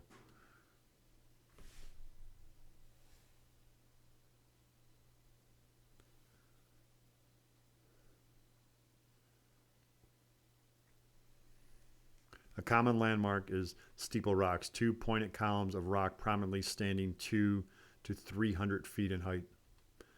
It is a relief for your captain to see this landmark come into view. He lets everyone know that the company is right on course.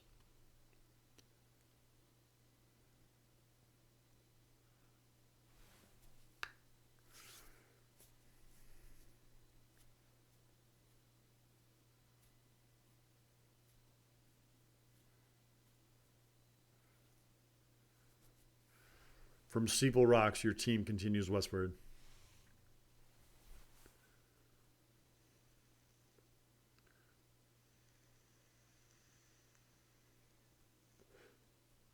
About 90 miles west of Steeple Rocks, you encounter the Humboldt River. The Humboldt River is a real lifesaver. It is more like a mud ditch than a river, but it preserves life through 300 miles of arid, hostile wasteland. Tombstones on unfortunate travelers and carcasses lie everywhere along the trail.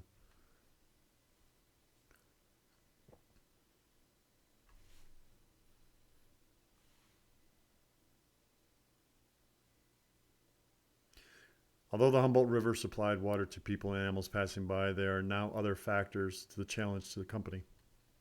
Fatigue has taken its toll on the people and animals who must walk day after day after day, breathing dust and pulverizing dung. The continual complaining of company members is adding even more tension. There were also diggers, Indians of the Shoshone and Paiute tribes. The diggers steal and kill the precious oxen or the mules possessed by the traveler teams. Gold seekers who have lost their animals are also resorting to stealing animals from other companies.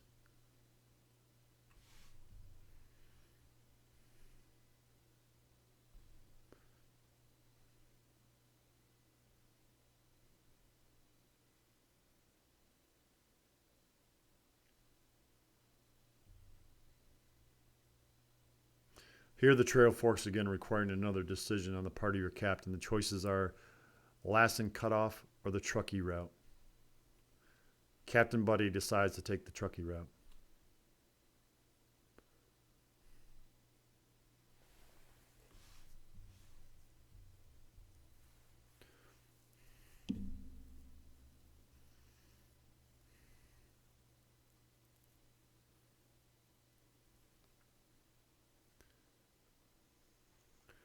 You, along with everyone else in the company, are now beginning to wonder why Captain Buddy selected the Truckee route. It takes you directly through a deadly desert, while the Lassen Cutoff avoids the desert completely.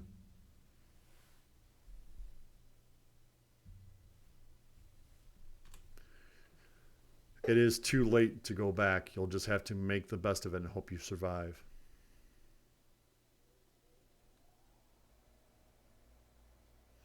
You are suffering from severe thirst and starvation. Life as you know it is nearly over, unless you do something quick.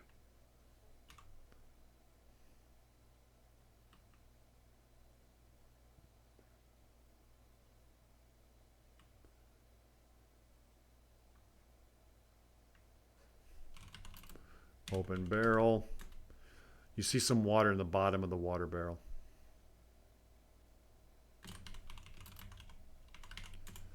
You drink all the water that remains in the water barrel, but you still need something to eat or you will surely die.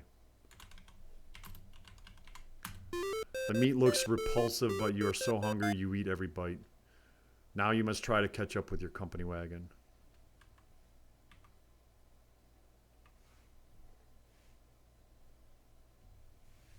You're on your way again.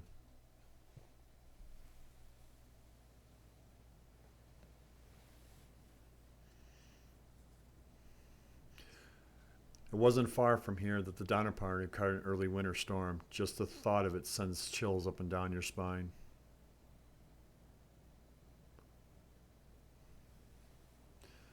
You are now over the summit of the Sierra Nevada mountain range, and you are beginning your descent into the Sacramento Valley. Just knowing you are getting close gives you a little bit more energy.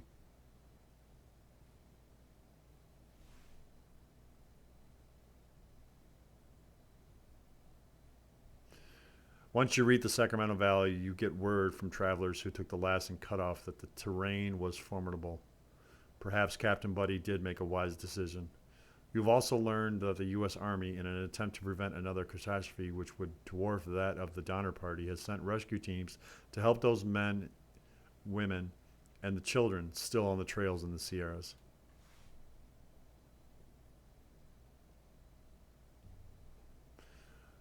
You have 95 out of 95. You are right on track. And there we go. We have made it to Sutter's Fort for the third time. Whew. All right, let's go. All right, we're going to go this way here.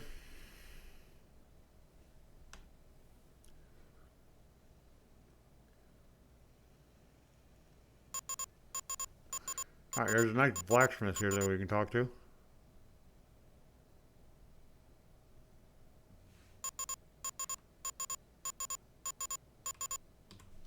Talk to man. Hang on there, fella. I'll be right with you.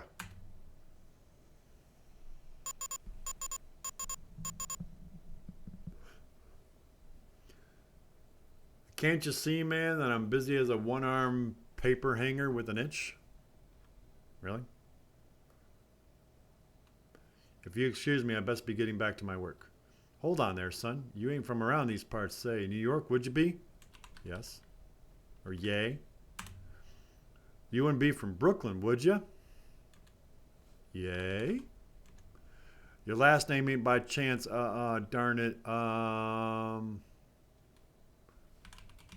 Wilson. Yeah, that's it. And your first name wouldn't be shoot. Jerrod. That's it. And you got a brother named Dig burn it. Jake. Well, I can't believe it. Lean over here and young fella, and listen to me close. I can't be talking too loud about this kind of thing. I got a message from your brother. I ain't got no notion of his whereabouts. All I got is a message. He wants you to know that in these parts, he's known as James. That's it. James Wilson Marshall. James left his trusty mule for you in the fort's main corral. He said it would help you find him. He also gave me this. Ain't got no idea what it's for, but he wanted me to give it to you. The suit-covered blacksmith hands you a branding iron. Okay. Well.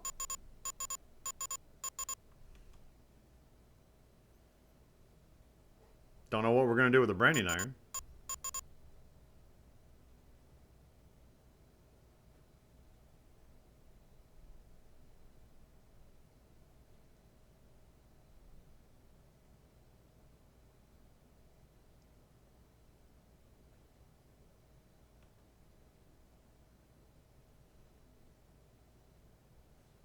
All right, we're going to leave the fort here.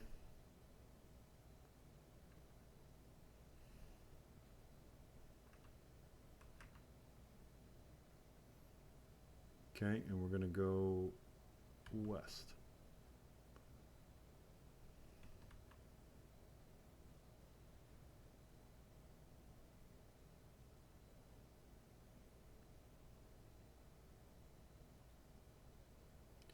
All right. Another graveyard here. I think this is the one we want. Read tombstone. Wilson Marshall died January 24th, 1848. Mourned by his son James and Jerrod. A place in his heart is reserved for you always. Okay.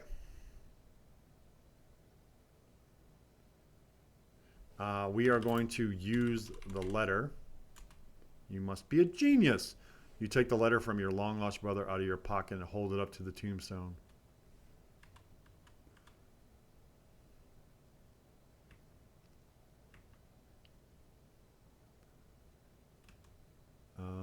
Where do we got to be here?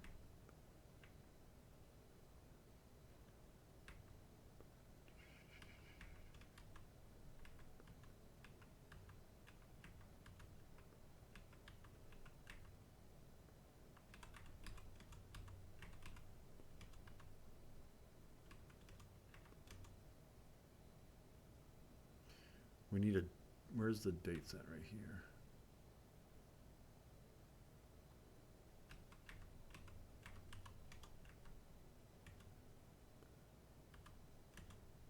It's always hard to get this thing lined up.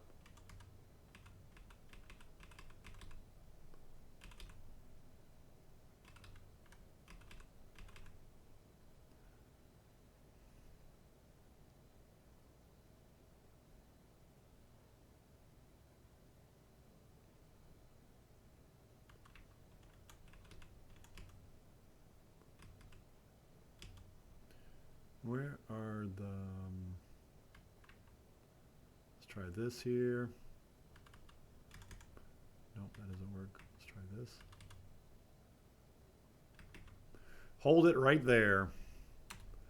You take note of the few clues left by James. A cannon with the big wheel. Psalm 23 is important. Through the holes, letters, you can see these characters. R2100M. Below the letter, you read, reserved for you always. So if I'm thinking this right, it says room 21 or room 12, one of the two. Okay.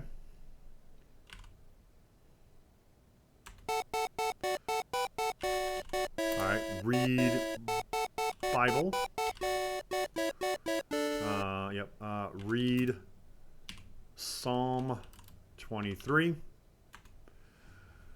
Okay. The Lord is my shepherd, shall not wake. He makes me lie down in green pastures. He leadeth me here to still waters. He restore my soul. Is anything else capitalized? No, nothing else is capitalized. Just green pastures. Okay. F8. Okay, let's go back to the fort.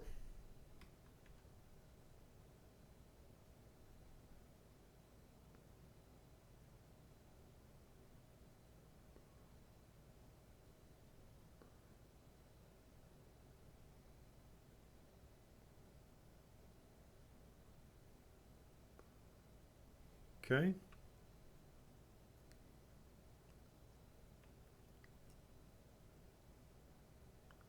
Looks like a note here. Read note. Open. Come on in. All right. Talk to man. The clerk grins and says, I can tell by the way you talk you're new to these parts. What can I do for you? Well, we want to buy a pan. That's what we want to do. The clerk looks at the shelves and says, there are a few pans left, but I'm not giving them away. You're going to have to give me some gold in one form or another if you want to take anything out of the store. All right, give coin to man.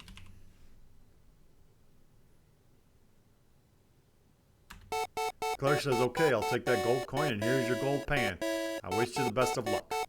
I hear the best spot for finding gold is around the town of Coloma. Good luck to you. All right, leave the shop. All right, go this way.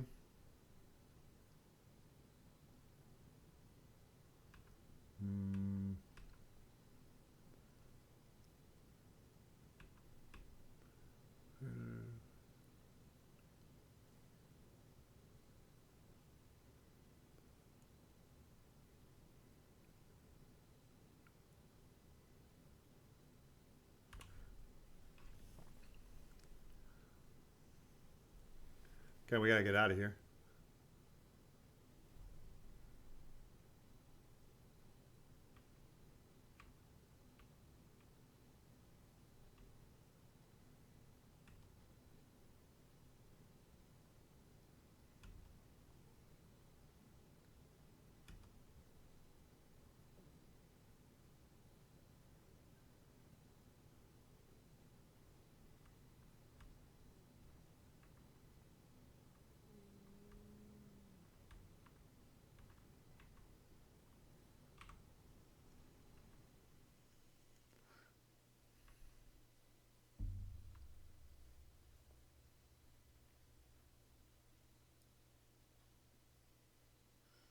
All right.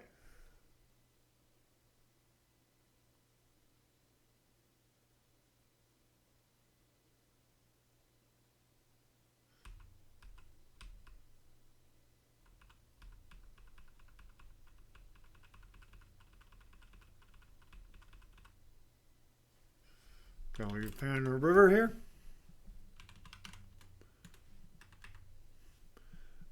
Use pan. You need to be in the river. Okay, let's go.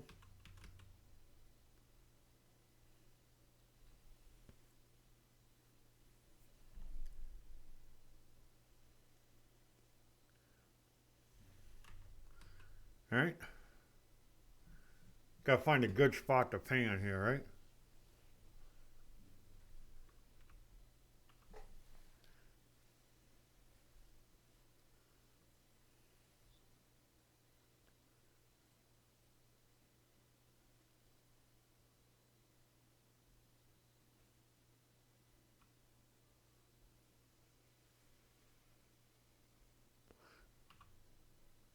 I'm stuck in the tree.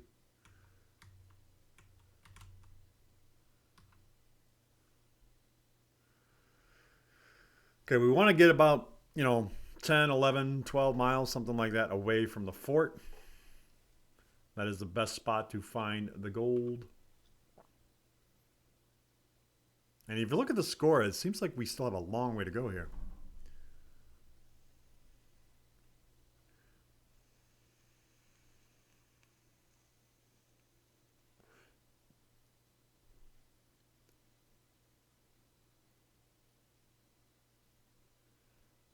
We're just walking the map here. Again, not much else we can do.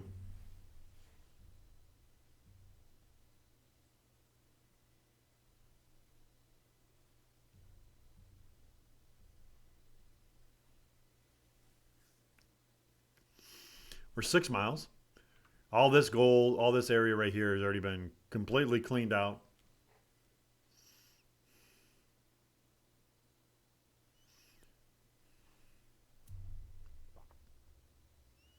So we want to get about probably around 11 miles away or something like that.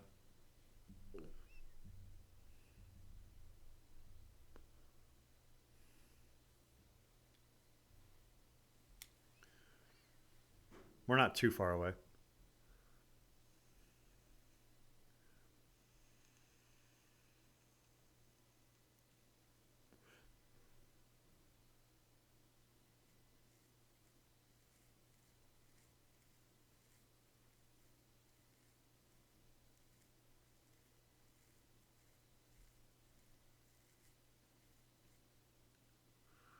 Okay, we're getting close.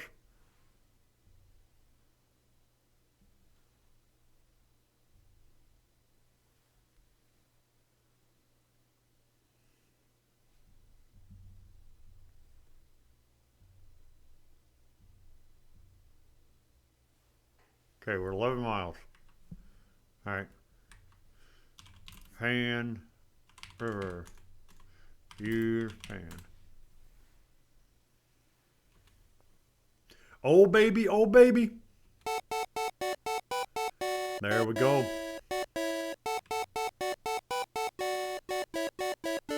We found gold here. Wilkers, this is wonderful.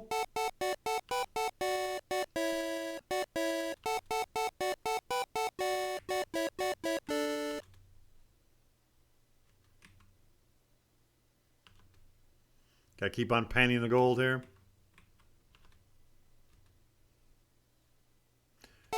All right.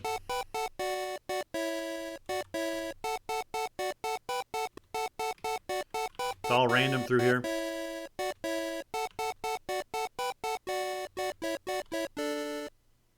All right. After mining the river completely dry of gold, you can see our score is now 160 out of 250. So, yeah, let's go back to the fort now.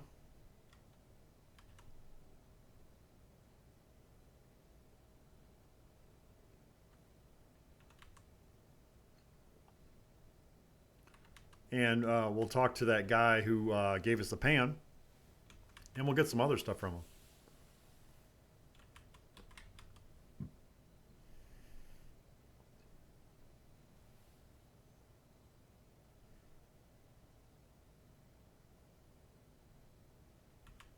We just got to make our way back to the fort. We're moving along pretty good, though. I mean, just think each screen is technically a mile, right? So I think it's pretty good.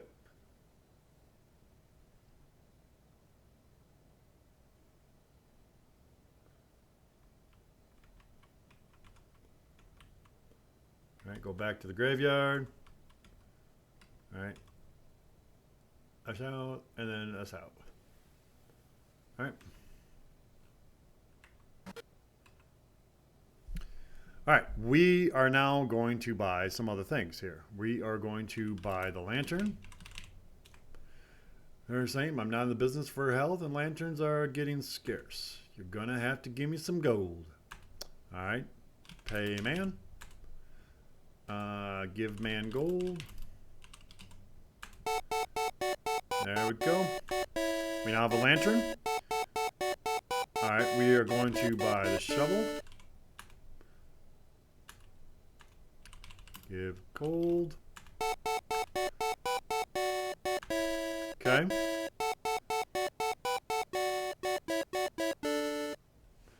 All right, we are out of here.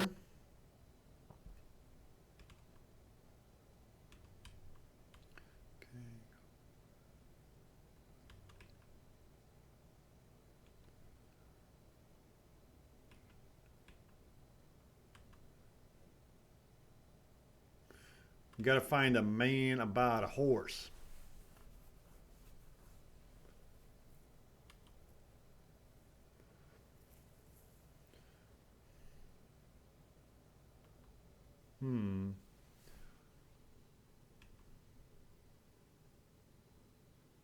Okay, there's the shop again. So where we got to go here?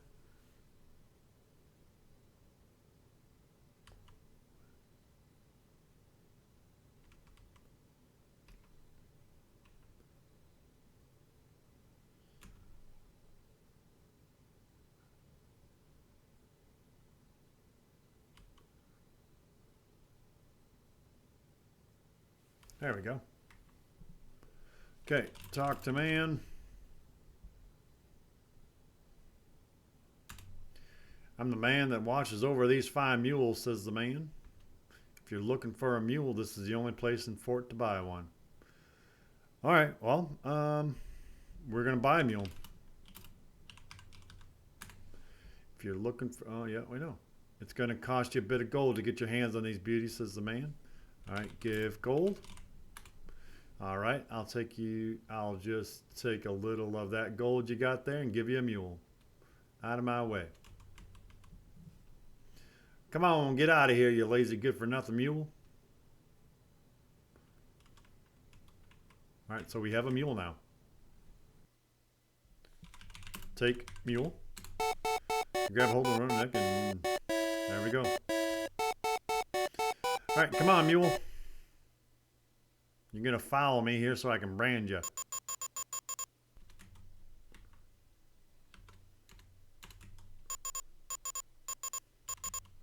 Okay, brand mule.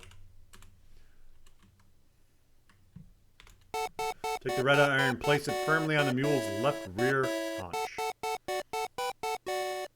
Okay. It sizzles and stinks, but the mule takes it all on all fours. How nice. Come on, mule. Let's go.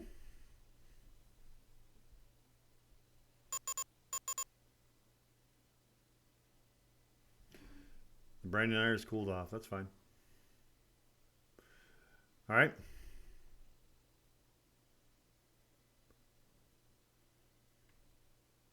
We're going to go take a look at the other mules here.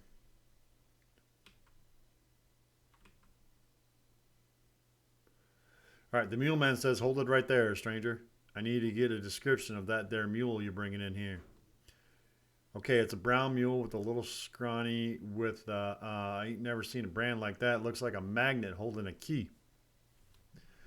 Okay, Take it on in. If you want to leave it for your spell, almost any stall will do. All right, we're going to drop the... Can I go down here? I don't know if I can go down here or not. We're going to drop the mule off. Yep. All right. Okay, now what we have to do is we have to look for other marks. Okay.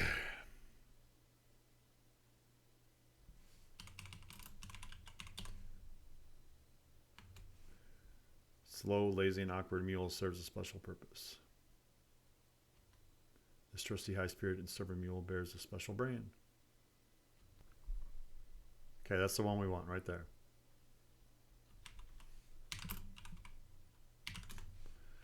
Yep. Follow me, mule. All right.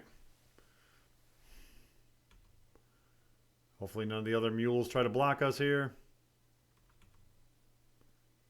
Let this one go. Okay.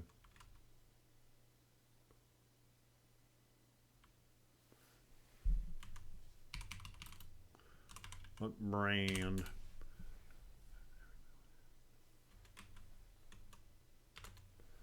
This trusty, high-spirited, and stubborn mule bears a special brand. There we go.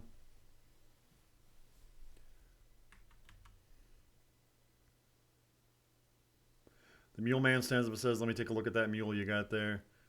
Well, it's brown and skinny, and it's got the same strange brand on it. But what's this? What are you trying to pull over on me here? Oops, my mistake. This sure looks like the mule you brought in here. See you later." All right.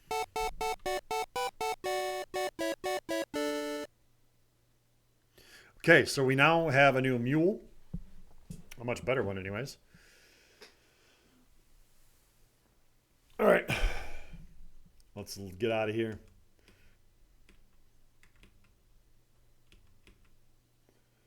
All right. Out of town we go. All right, let's get going.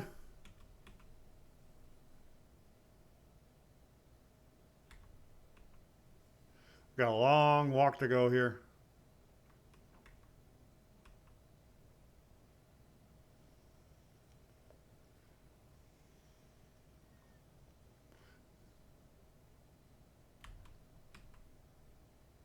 Oh, come on, mule.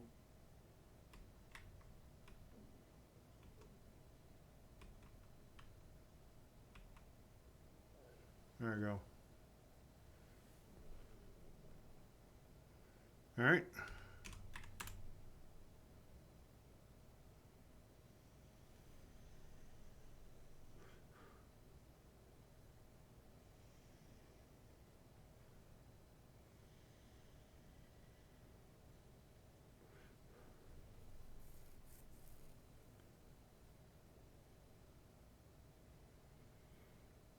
Got about 15 miles to go here.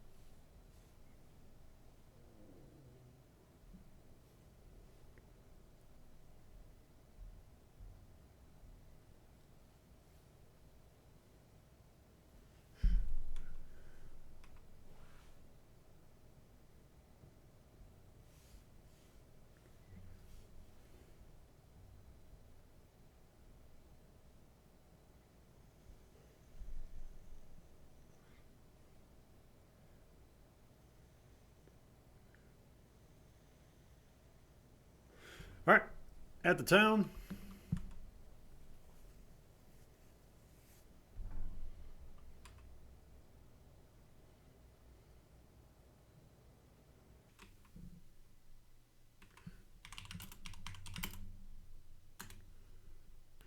Okay, let's go.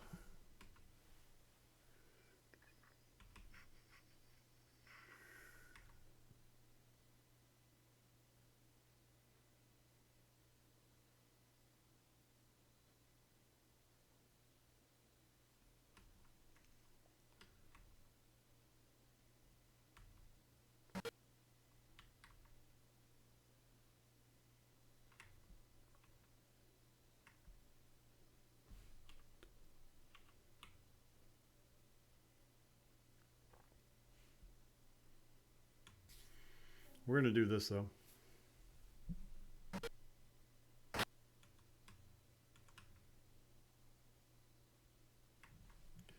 Look, window. You look at the window on the side of the hotel. You notice there are 4 rooms upstairs. There's also a ledge under the windows.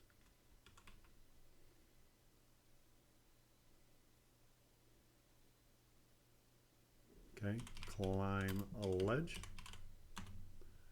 Over the railing you go.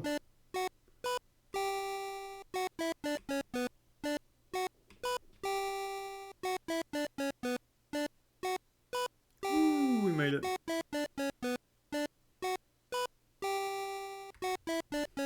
Open window.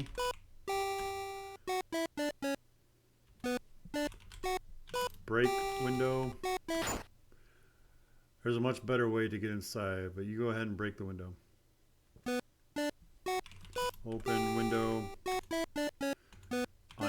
Unlatch window.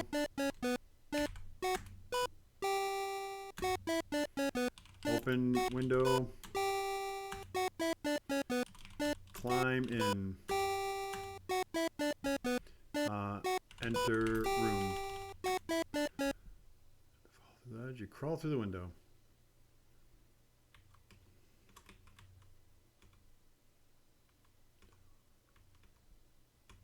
We're going to pick up this. It's a pile of string.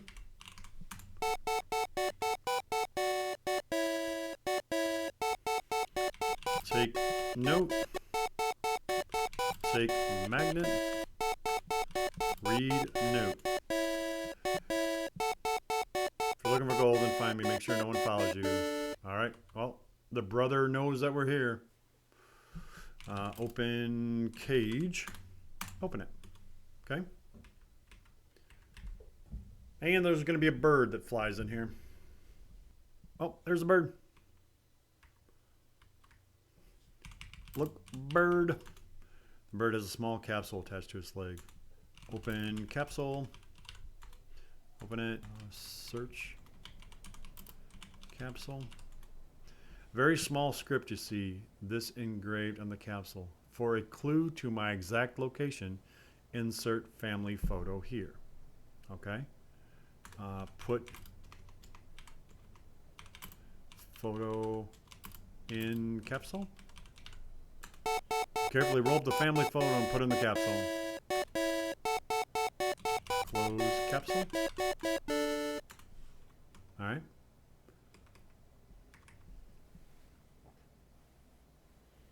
Fly, bud. Fly. Now we just got to wait for the bird to come back.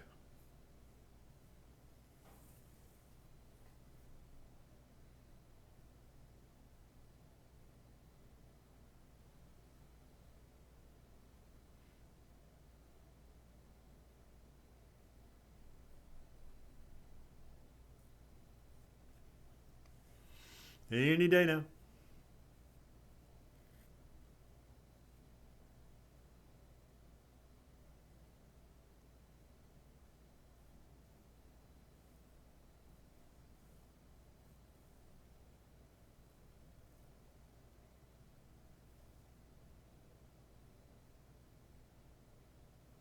Come on. We don't know how long the bird's flying to, so.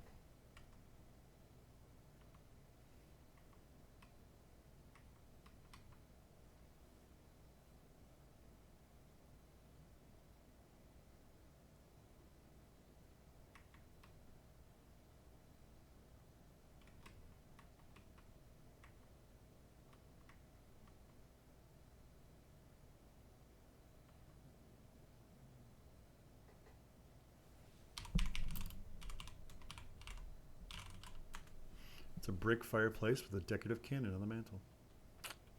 Yep, we already know about that though. Just waiting on the bird.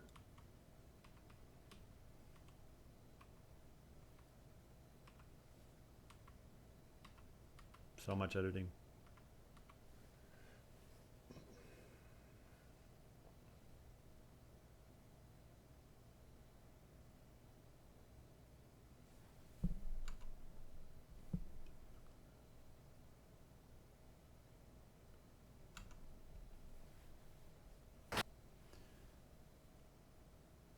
Ah. Turn wheel.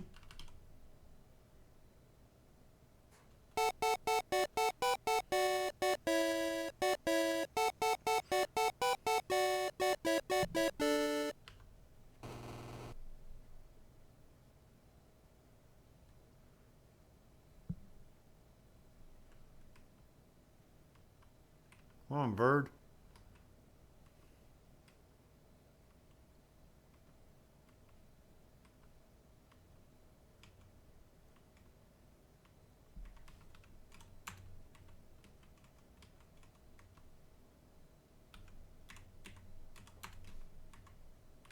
Okay.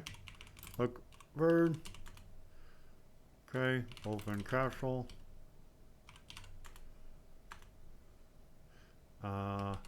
Search capsule. There's an aerogram in the capsule. Okay. Take aerogram. Without getting your head pecked too badly, you get the aerogram out of the capsule. Oh, he's going. Read aerogram. Read aerogram. As trusty as my mule may be, just follow him and I'll lead you to me.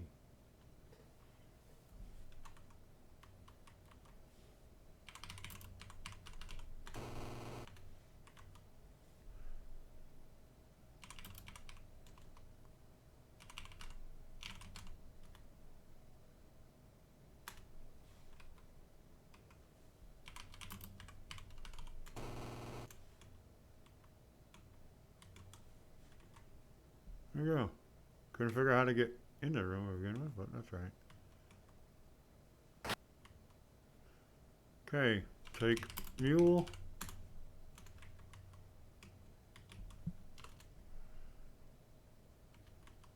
Let's go. Oh, where'd he go? There he is. He blends in.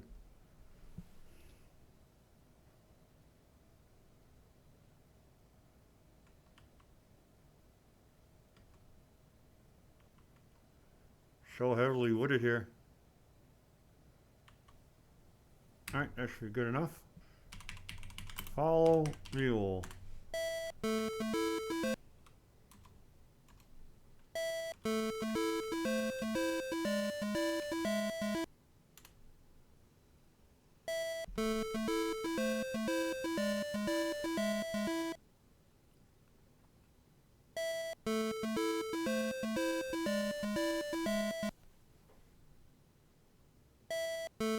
Come on, mule. Where are we going?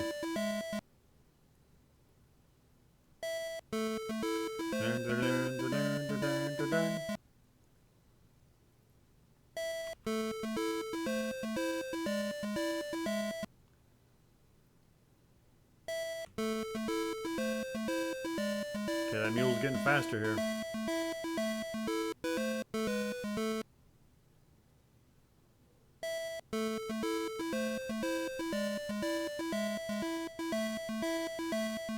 Don't lose the mule.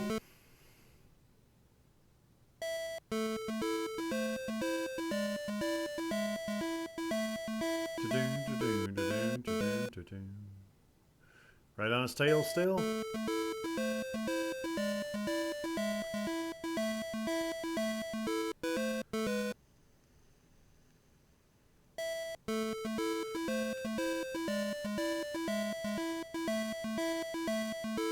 He lives out in the middle of nowhere, doesn't he?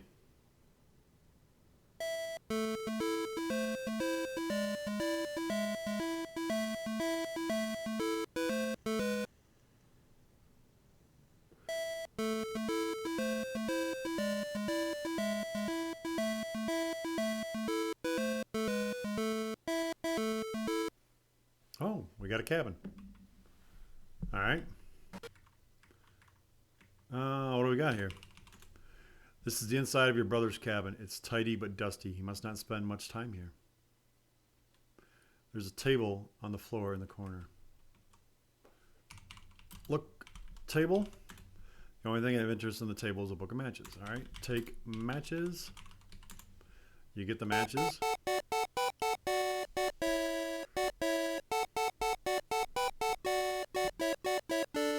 All right.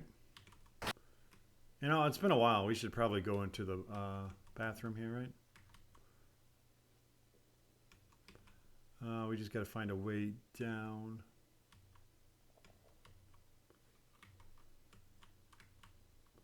Go.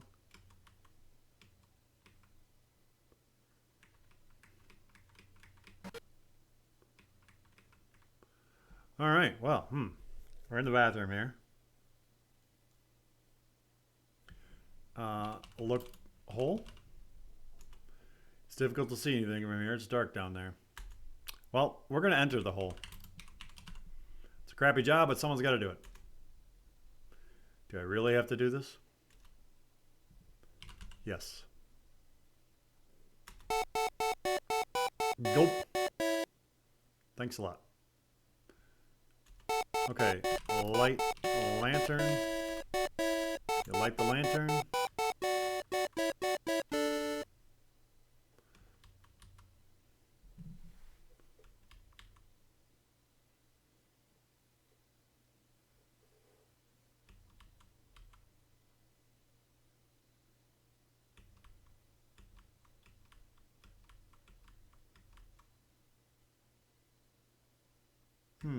A door. Open door. The door has a double lock on it. Tie string to magnet. Your genius is showing again. You tie the string to the magnet. Put magnet in hole. You're full of good ideas. You put the magnet with the string attached through the hole of the door. Okay. Lower magnet. Ever so slowly and carefully, you lower the magnet down to the far side of the door. Time passes slowly. It seems like an eternity, and then you hear the magnet pick up a metal object on the far side of the door. Okay. Pull string. Even more carefully, then lower the magnet. You raise it up again. Beads of sweat break out on your forehead, and the palms of your hands are sweating. You hope not to lose whatever it is that's attached itself to the magnet. Congratulations, you pull the magnet along with the steel key through the hole in the door. Okay, well, unlock door. You unlock both of these gargantuan locks with the steel key from the far side of the door. All right, let's go in. Ladder, down. All right, what do we got down here? Oh, another ladder. Let's go down. Oh, what do we got here? Take, pick. All right. Use pick. Nothing. Nothing. Nothing. All right, let's move spots here. You struck gold. Take gold. You reach out and grab the gold nuggets. All right, let's get out of here then. Let's go up.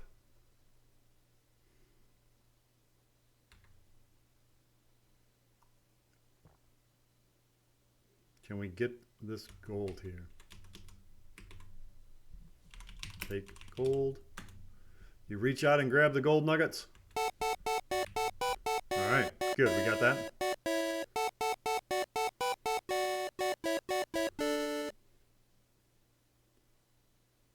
All right, where was that other spot at? No, not right there. Where's this ledge at?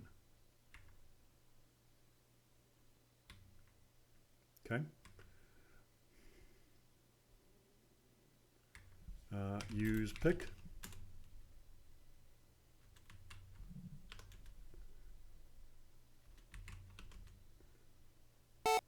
All right, we got gold again. Take gold.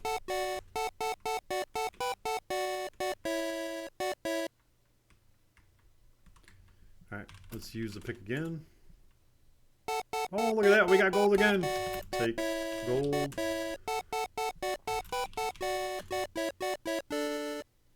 No, we got gold again. Not use. Take gold.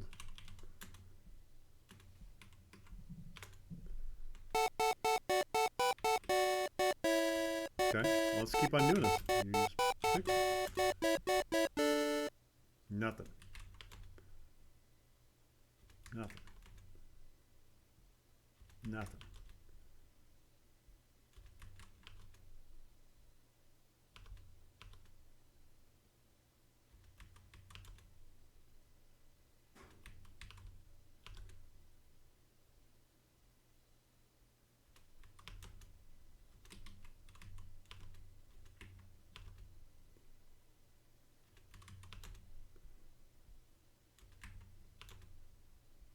Come on, find me some gold.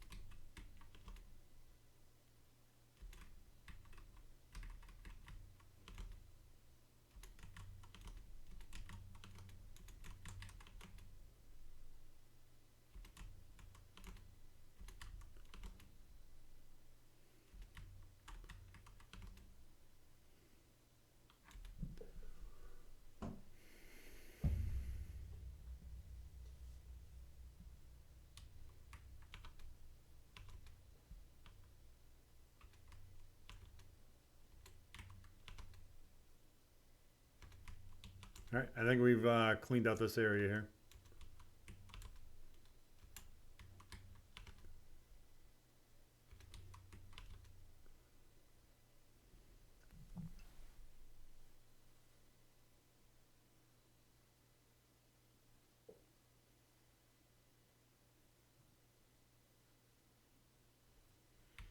All right, let's go back up the ladder here to another ledge here.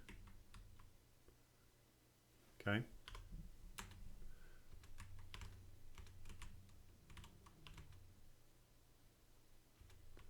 Nothing. Oh, another shaft down here. Nothing. Nothing.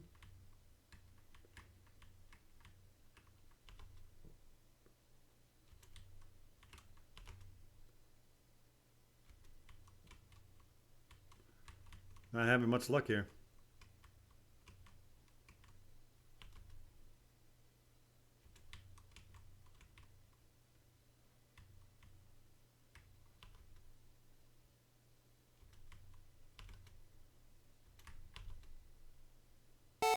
Ooh, we got gold.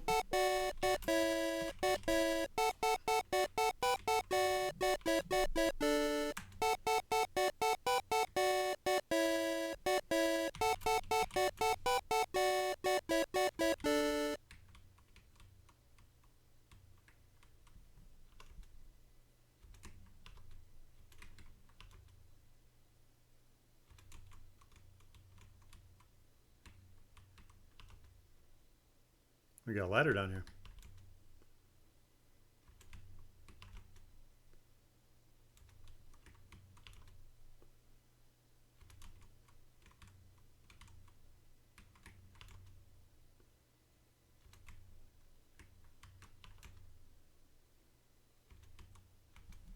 There's gold right there, right?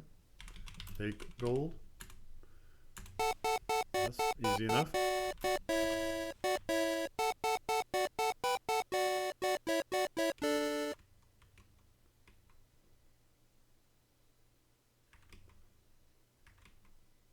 Okay, that's the end of it.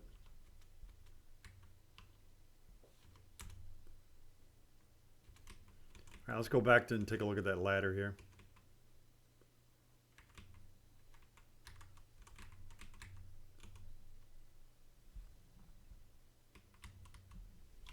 Take gold. Oh, and another ladder here. Through the still darkness, you hear some faint sound of someone picking. Take gold.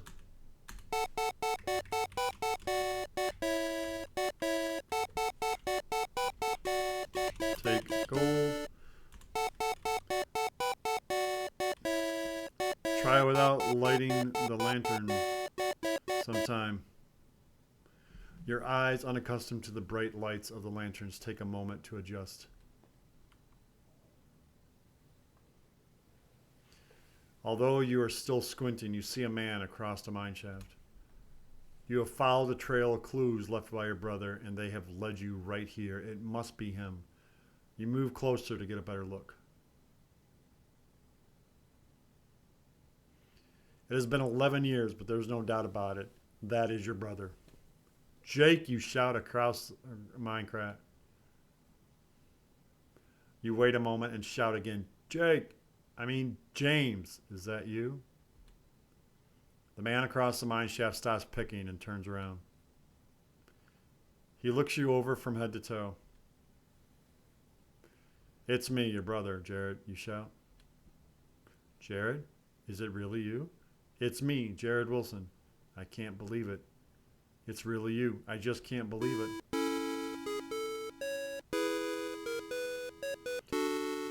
Let me get a good look at you, Jerrod. I still can't believe it's really you.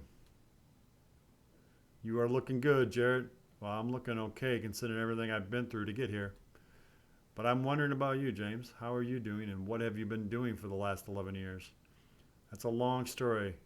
I'll tell you all about it sometime. But right now, you and I got work to do. I'm closing in on the finest and purest vein of gold in all of California. And the two of us are going to find it. Well, then let's get to work, James.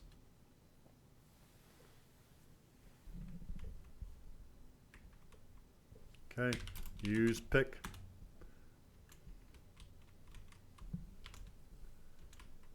Need to be closer to the wall. Wow, how close do I got to be?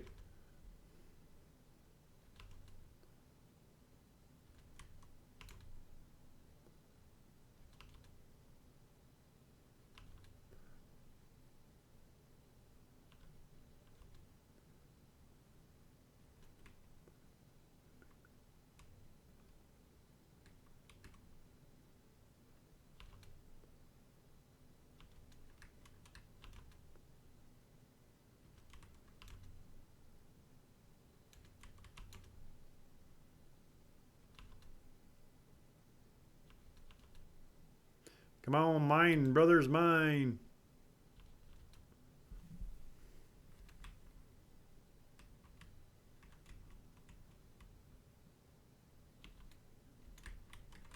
I mean, I'm close enough to a wall here. Hey.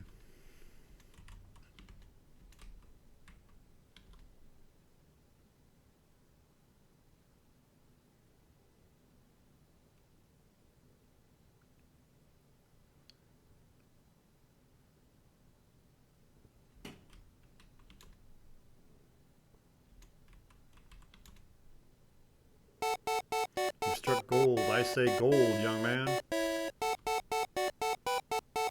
You struck gold. You struck gold. Why not get some of that gold on the wall? All right, take gold.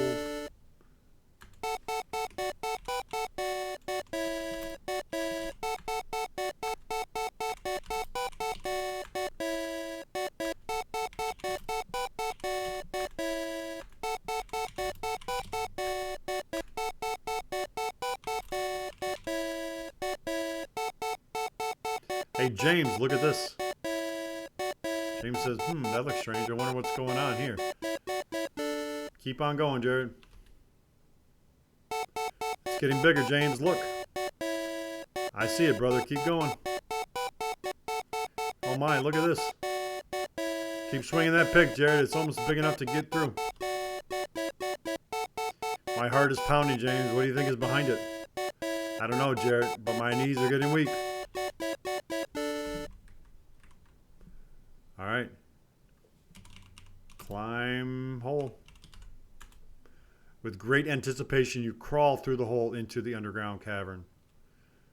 For a moment, you and James stand in awe of what you have found. The silence is broken only by echoes of the splashing stream winding through the cavern. The light of the lantern reflects a golden glimmer all around you. This must be a dream. Look at all the gold.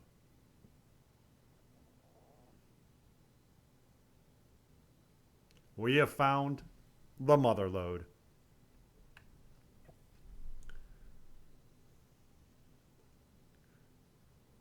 What we found. This is gold, pure gold.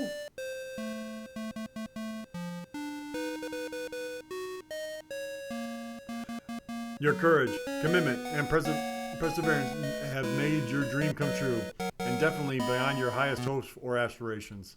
Thank you for playing Gold Rush. And that concludes it, guys. As you can see, there's multiple routes that you can get to the ending on this game. Also, multiple ways to get all the points, too.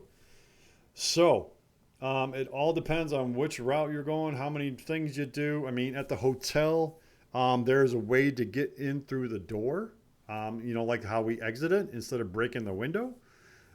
There's just so many different ways to finish this game. And I showed you a bunch of them, but not all of them. So I hope you all enjoyed this. And if you're here still at the end, make sure you hit that like button, guys, and, subscribe and all that good fun stuff here as we keep on going down retro lane here and keep on doing all these great, great classics. I hope you enjoyed. And above all else, everything, guys, remember to stay safe. See you all later.